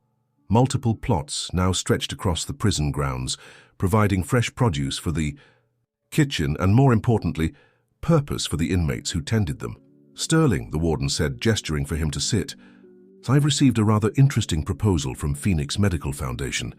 They're expanding their rehabilitation programs, and they're interested in implementing your garden therapy concept in correctional facilities nationwide." Alexander sat straighter, his heart quickening. "Margaret Wade's organization?" "The very same. Apparently your designs have caught their attention. They're offering to sponsor an early release program, supervised work release, where you'd help implement these gardens in other facilities." The possibility of freedom, even partial, was overwhelming, but something else struck deeper, the fact that Margaret saw value in his work, enough to offer this opportunity. "There's more," the warden continued. "Ms. Wade herself has written a letter of support. Would you like to read it?" With slightly trembling hands, Alexander took the letter. Margaret's familiar handwriting filled the page. "Dear Warden Matthews, I'm writing to support Alexander Sterling's early release into our rehabilitation program. Over the past 5 years, I've watched from a distance as he transformed a small prison garden into a model of therapeutic horticulture. The man I once knew sought to build monuments to wealth and power. The man he's become understands that true growth happens in the service of others. The healing gardens he's designed show remarkable insight into creating spaces of restoration in challenging environments. We believe his unique perspective, having experienced both sides of the wall, makes him invaluable to our expansion efforts. Phoenix Medical's mission has always been about healing in all its forms. Sometimes that means medical treatment. Sometimes it means creating spaces where hope can take root. And sometimes it means recognizing that redemption can bloom in the most unexpected places. We are prepared to take full responsibility for Mr. Sterling's supervision and integration into our program. The gardens he's created within prison walls have already helped countless individuals. We believe it's time to let that healing spread further. Sincerely, Margaret Wade, founder and CEO, Phoenix Medical Foundation. Alexander read the letter twice, then carefully set it down. "I don't deserve this opportunity." The warden smiled. Slightly. That's exactly why you do deserve it. The Alexander Sterling who arrived here 5 years ago would have seen this as his due. The man sitting before me now understands it's a gift. Looking out the warden's window, Alexander could see inmates working in the garden he'd helped create. A patch of sunflowers turned their faces to the sun, their golden petals a stark contrast to the grey prison walls. When would this start? He asked quietly. The review board meets next week. If approved, you could begin the program within a month. The warden leaned forward. This is a chance to take everything you've learned here and use it to help others, Sterling. Don't waste. Dear. That evening, in his cell, Alexander pulled out his worn photo of the Phoenix Medical Garden. The edges were soft with age, but the image still brought him peace. He thought about how far he'd come from the man who'd abandoned his wife in her time of need, who'd valued profit over people, who'd thought power meant never having to face consequences. Now Margaret was offering him a chance to be part of something meaningful, not as the powerful CEO he'd once been, but as someone who understood the value of nurturing growth in others. He took out his notebook, filled with designs for healing gardens, and began to write. Dear Margaret, thank you isn't enough for the opportunity you're offering, but it's where I need to start. Thank you for seeing possibility where others might see only past mistakes. Thank you for understanding that healing can happen even in the hardest soil. I accept your offer, not as someone who deserves it, but as someone who will work every day to prove worthy of this trust. The gardens we've created here have taught me that true strength isn't about building walls, but about creating spaces where barriers can come down. I look forward to putting these lessons to work in service of others. With gratitude, Alexander. As he sealed the letter, a peace settled over him. The man who had once sought to touch the sky with glass and steel towers now found his purpose closer to the earth, helping others find their way back to solid ground. The morning of Alexander's first day on work release dawned bright and clear. He stood at the gates of Phoenix Medical's newest facility, a comprehensive rehabilitation center that combined medical care with therapeutic programs for both patients and former inmates. Victoria was there to meet him, her position on the board, making her his official supervisor. Ready for your tour? She asked, her manner professional but kind. The facility was everything his designs had envisioned and more. Healing gardens integrated seamlessly with treatment areas, creating spaces where medical care and natural therapy worked in harmony.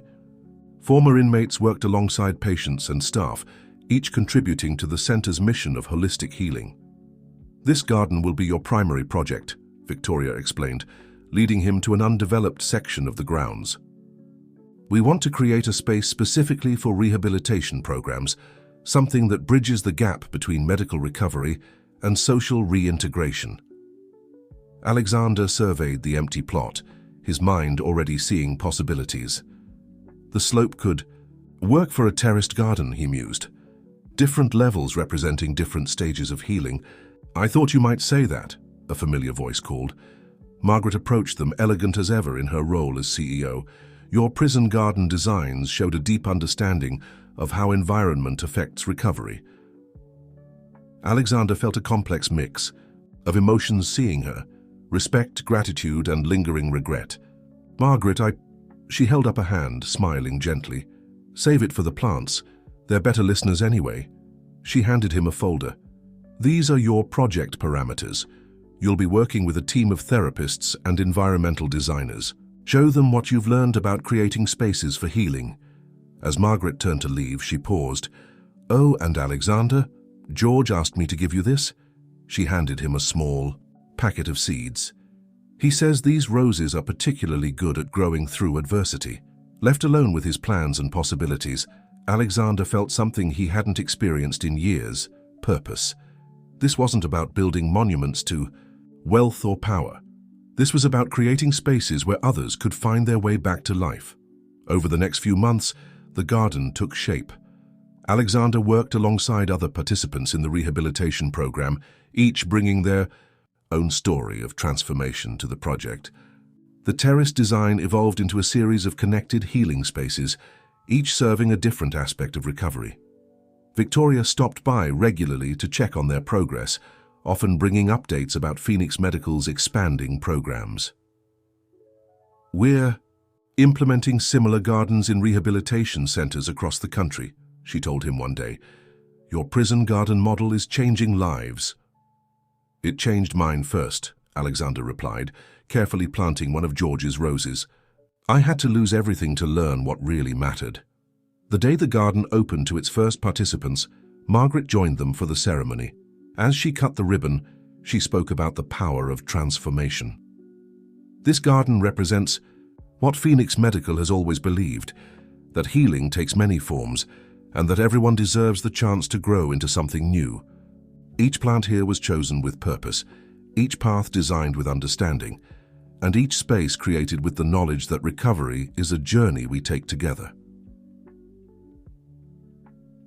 Later, as the sun set on their first day of operation, Alexander stood in the garden he'd helped create.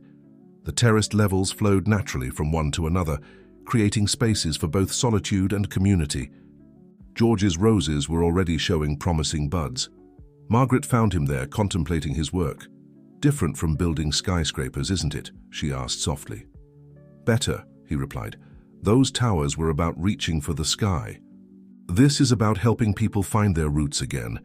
They stood in comfortable silence, watching the last rays of sun paint the garden in golden light. Finally, Margaret spoke again. "You know, when I started Phoenix Medical, I thought I was just creating a better way to treat illness.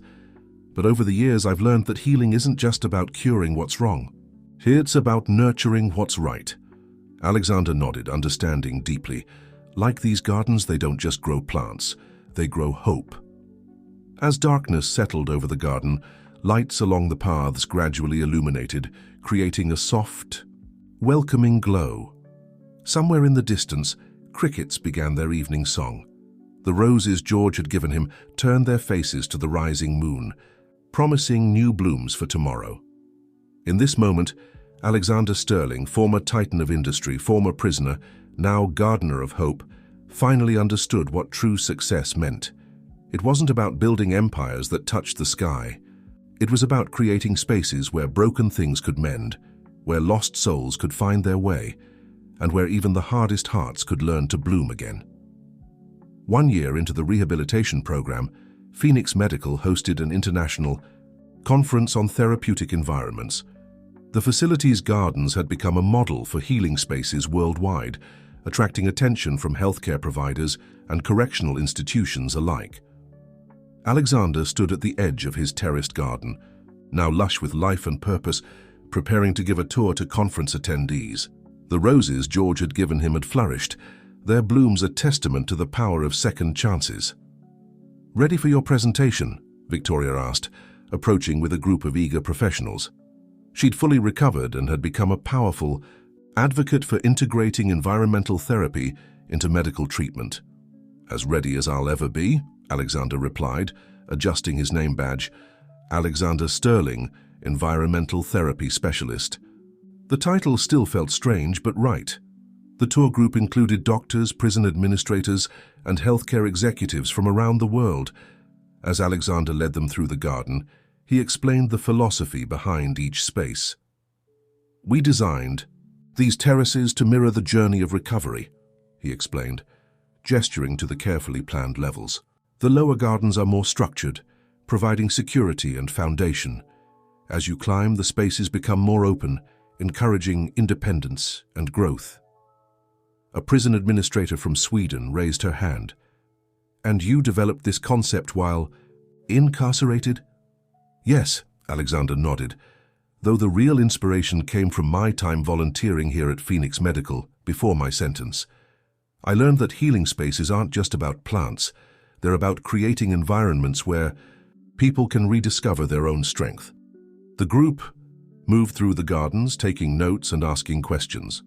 At each level, participants in the rehabilitation program worked alongside patients and staff, tending plants and sharing their stories. "The program has a 75% success rate," Victoria added, citing their latest statistics. Participants who complete the garden therapy program show significantly lower rates of recidivism and higher rates of successful reintegration. As the tour continued, Alexander noticed Margaret watching from her office window above. She'd given him this chance not out of forgiveness, but out of understanding that transformation was possible for anyone willing to do the work. Later that afternoon, during a break in the conference, he found himself in the original garden where he'd first learned about humility and growth. The rose bushes he'd planted years ago, with all their imperfections, had grown into something beautiful. "They're thriving," Margaret's voice came from behind him, "just like everything else you've helped create here." Alexander turned to face her. "Only because you saw potential where others saw only past mistakes." "I saw someone learning the same lesson I had to learn," she corrected gently. "That sometimes our greatest growth comes from our deepest wounds." They walked through the garden together, passing patients reading in peaceful nooks and families finding moments of respite among the flowers. "The board wants to expand the rehabilitation program," Margaret said. "Open similar centers across the country. They want you to oversee the garden therapy implementations." Alexander stopped walking, surprised. "Me? But I'm still technically in the work release program." "Which ends in 3 months," she reminded him. "The timing would work perfectly, unless you have other plans." He looked around at the garden he'd helped nurture, at the peaceful faces of those finding healing in its paths. "No," he said softly. "This is exactly where I'm meant to be." A young participant in the rehabilitation program approached them, holding a tray of seedlings. "Mr. Sterling, we're ready to start planting the new section whenever you are." "Thank you, Michael," Alexander smiled. "I'll be there shortly." Margaret watched the interaction with approval. "You've become a good teacher." "I had excellent examples," he replied, thinking of George's patient instruction and Margaret's quiet wisdom. "Besides, teaching others helps remind me how far I've come from who I used to be." A gentle breeze carried the scent of blooming roses, and somewhere in the garden a bell chimed softly, one of the meditative elements they'd incorporated into the design. The sound spoke of peace, of growth, of lessons learned in the most unexpected places. "You know," Margaret said thoughtfully, "when I started Phoenix Medical, I thought I was just creating a better way to treat illness. But look at what it's become, a place where all kinds of healing can happen." Alexander nodded, understanding completely. In this garden, among these growing things, he'd found something his towers of glass and steel never gave him, the chance to help others bloom. The day Alexander's work release program officially ended coincided with Victoria's 5-year cancer-free celebration. Phoenix Medical's staff had organized a small gathering in the garden where both their healing journeys had begun. To new beginnings, Victoria raised her glass of sparkling cider, addressing the intimate group gathered among the flowers, and to the unexpected paths that lead us to where we're meant to be. The celebration was attended by those who had played crucial roles in their journey. Margaret, whose vision had created this place of healing; George, who had taught Alexander the patience of gardening; Dr. Emily Chen, who had overseen Victoria's successful treatment; and several participants from the rehabilitation program who had found new purpose among the growing things. As the afternoon sun cast long shadows through the garden, Alexander found himself sharing quiet words with each person who had helped shape his transformation. "Remember your first day in the garden?" George chuckled, gesturing to the now thriving roses. "You couldn't tell a weed from a flower." "Now he's teaching others," Margaret added, joining their conversation. "The program he developed is being implemented in rehabilitation centers across 3 countries. Victoria approached, her professional demeanor softened by the occasion. "The board reviewed your proposal for the nationwide expansion," she said to Alexander. "They've approved it unanimously. You'll have full autonomy to develop therapeutic gardens in all our new facilities." Alexander felt the weight of this trust, so different from the power he'd once wielded. "Thank you," he said simply, "for believing in second chances." As the celebration continued, Margaret called everyone's attention. "I'd like to share something with you all," she began. When I started Phoenix Medical, it was born from personal pain, but what it's become is something far greater than I ever imagined. Looking around this garden, I see not just plants and paths, but stories of transformation. She gestured to the various sections of the garden. Here, where Alexander first learned about humility and growth. There, where Victoria found strength during her treatment. And now these new spaces, where others are finding their way back to life. Each of you, she continued, has contributed to this tapestry of healing, whether as patients, caregivers, or participants in our rehabilitation program. You've shown that growth is possible in the most unexpected places. Alexander listened, thinking about how far they'd all come. Victoria, once his trophy wife, now a powerful advocate for holistic healing. Margaret, who had transformed personal pain into a worldwide revolution in patient care. And himself, the man who had once built towers to touch the sky, now finding purpose in helping others put down roots. Later, as the celebration wound down, Alexander found himself alone with Margaret in the original section of the garden. The setting sun painted the flowers in shades of gold and purple, creating a moment of perfect peace. "I've been thinking," he said quietly, "about that day you offered me the volunteer position, before everything fell apart. You saw something in me then that I couldn't see in myself." Margaret smiled, touching a rose petal gently. "I saw someone capable of growth. We all are, if we're willing to do the work." "I have one more idea," Alexander said, pulling out a notebook filled with drawings. "A new kind of healing space, one that combines everything we've learned about rehabilitation, recovery and renewal. Not just a garden, but a complete therapeutic environment." As he shared his vision, Margaret listened thoughtfully. The design incorporated elements from all their experiences. Spaces for medical recovery, like those that had helped Victoria. Quiet corners for reflection, like those Alexander had created in prison, and areas designed specifically for those learning to rebuild their lives. "It's ambitious," Margaret said finally. "Too ambitious?" Alexander asked, remembering his old tendency to overreach. "No," she smiled, "just ambitious enough. Because this time, it's not about building monuments to success.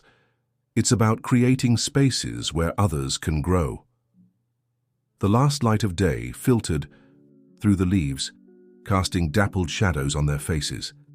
In the distance, they could hear the soft conversations of patients and their families, enjoying the evening peace of the garden.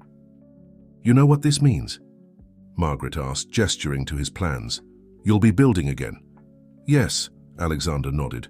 "But this time, I'm building something that matters." As they walked through the garden one last time, checking that everything was in order for the night, Alexander reflected on the strange path that had led him here. He had lost an empire of glass and steel, but found a kingdom of growth and renewal. He had fallen from the heights of financial success, only to discover that true wealth lay in helping others bloom. The roses George had given him turned their faces to the setting sun, promising new blooms for tomorrow.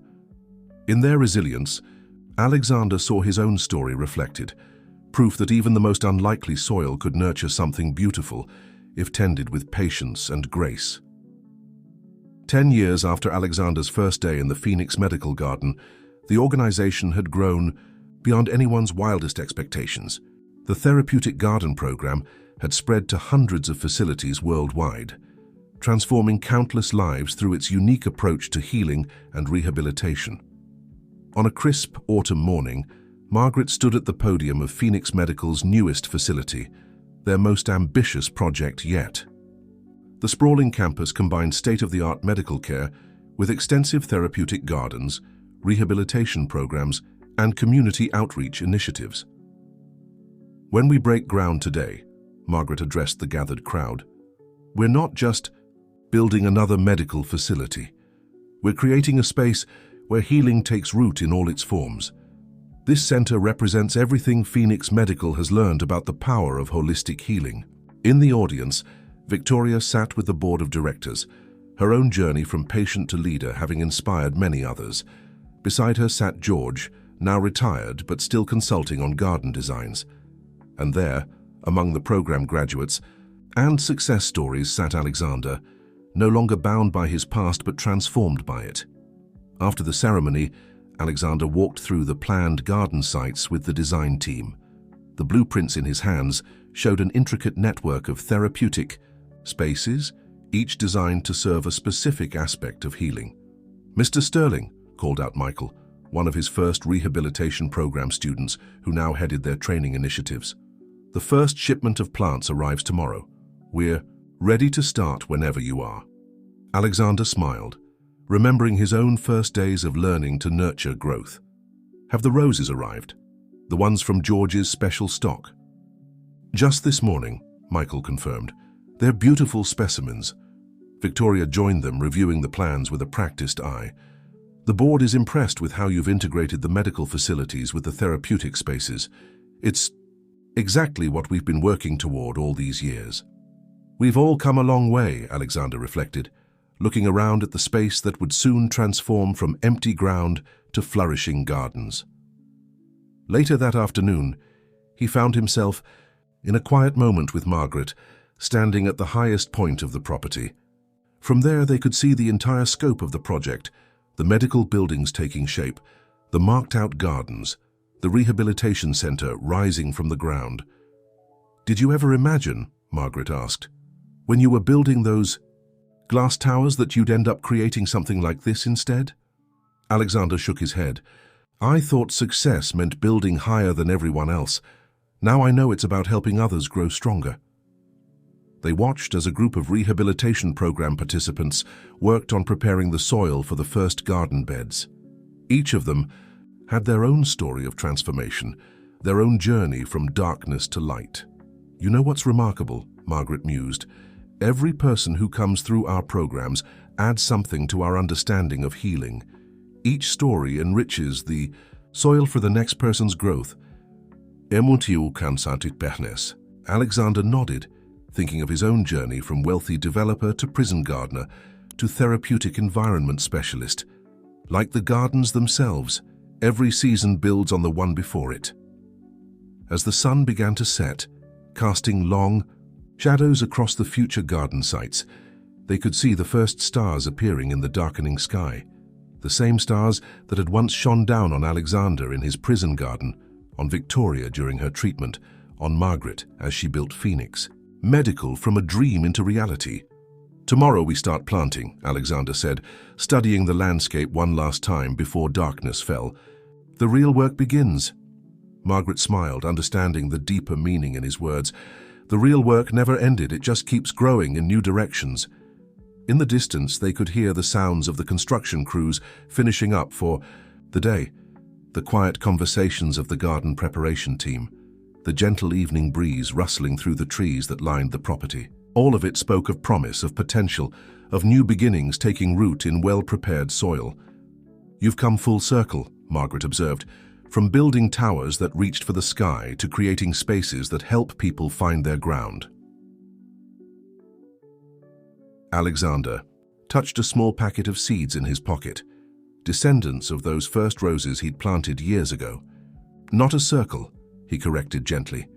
"A spiral, each turn bringing us higher, but always connected to where we began." As they walked back toward the buildings, the first evening star brightened above them. Tomorrow would bring new challenges, new growth, new opportunities for transformation. But for now, in this moment between day and night, they could feel the rightness of where their journey had led them, to a place where healing grew like flowers, reaching for the light. 20 years after Alexander Sterling abandoned his wife. During her illness, the gardens of Phoenix Medical bloomed with a vibrancy that seemed almost magical. The original facility where it all began had become a pilgrimage site for healthcare providers and healing space designers from around the world. On this particular morning, a special ceremony was taking place in the heart of the original garden. Margaret Wade, her silver hair catching the morning light, stood before a gathered crowd of patients, staff, program participants, and graduates. "Today, we dedicate this garden to all those who have found healing within these walls," she began. "To every patient who discovered strength they didn't know they had, to every participant who transformed their life through nurturing growth in others, to every staff member who helped create this sanctuary of healing. In the front row sat Victoria, now head of Phoenix Medical's international outreach programs. Beside her was George, his weathered face beaming with pride at the garden's evolution. And there was Alexander, no longer the proud titan of industry, but a man who had found his true calling in helping others grow. The ceremony marked the official naming of the original garden, the Garden of Second Chances. A simple plaque told its story, how a place of personal pain had transformed into a worldwide movement of healing and hope. After the ceremony, Alexander walked the familiar paths with George, their steps slow but purposeful. "Remember when you taught me the difference between annuals and perennials?" Alexander chuckled. "You were so impatient," George smiled. "Wanted everything to bloom right away. Now look at you, teaching others about the slow magic of growing things." They passed a group of current rehabilitation program participants, working with new patients, sharing their knowledge of therapeutic gardening. The program had evolved into a model of mutual healing, those seeking recovery, helping others find their way back to life. Victoria joined them, carrying a tablet filled with data from their latest impact studies. "The numbers are remarkable," she said. "Every facility that's implemented your garden therapy program shows significantly improved patient outcomes. You've changed the face of healthcare." "We all did," Alexander corrected gently, each of us bringing our own gifts to the garden. As the day wound down, Margaret found Alexander in their first rose garden, where his crooked plantings had grown into something unexpectedly beautiful. "The board has a request," she said, sitting beside him on a bench they'd placed there years ago. "Another expansion?" he asked, though he could tell from her expression this was something different. "They want to document our story," she explained. "Not just the success of Phoenix Medical, but the personal journeys that made it possible. Your journey especially." Alexander was quiet for a moment, watching the sunset paint the roses in shades of gold. "Are you sure? It's not exactly a flattering story for me, but it's a true one," Margaret replied, "and truth has its own kind of beauty. Look around you. Every flower in this garden grew from something small and dark being buried in the earth. Sometimes our greatest growth comes from our deepest falls." As if to emphasize her point, a butterfly landed on one of his roses, a descendant of those first imperfect plantings. Its wings caught the light, transforming simple membranes into stained glass. "You know what I've learned in all these years of gardening?" Alexander said finally, "that nothing is ever really lost. It just changes form. Pain becomes purpose. Mistakes become wisdom.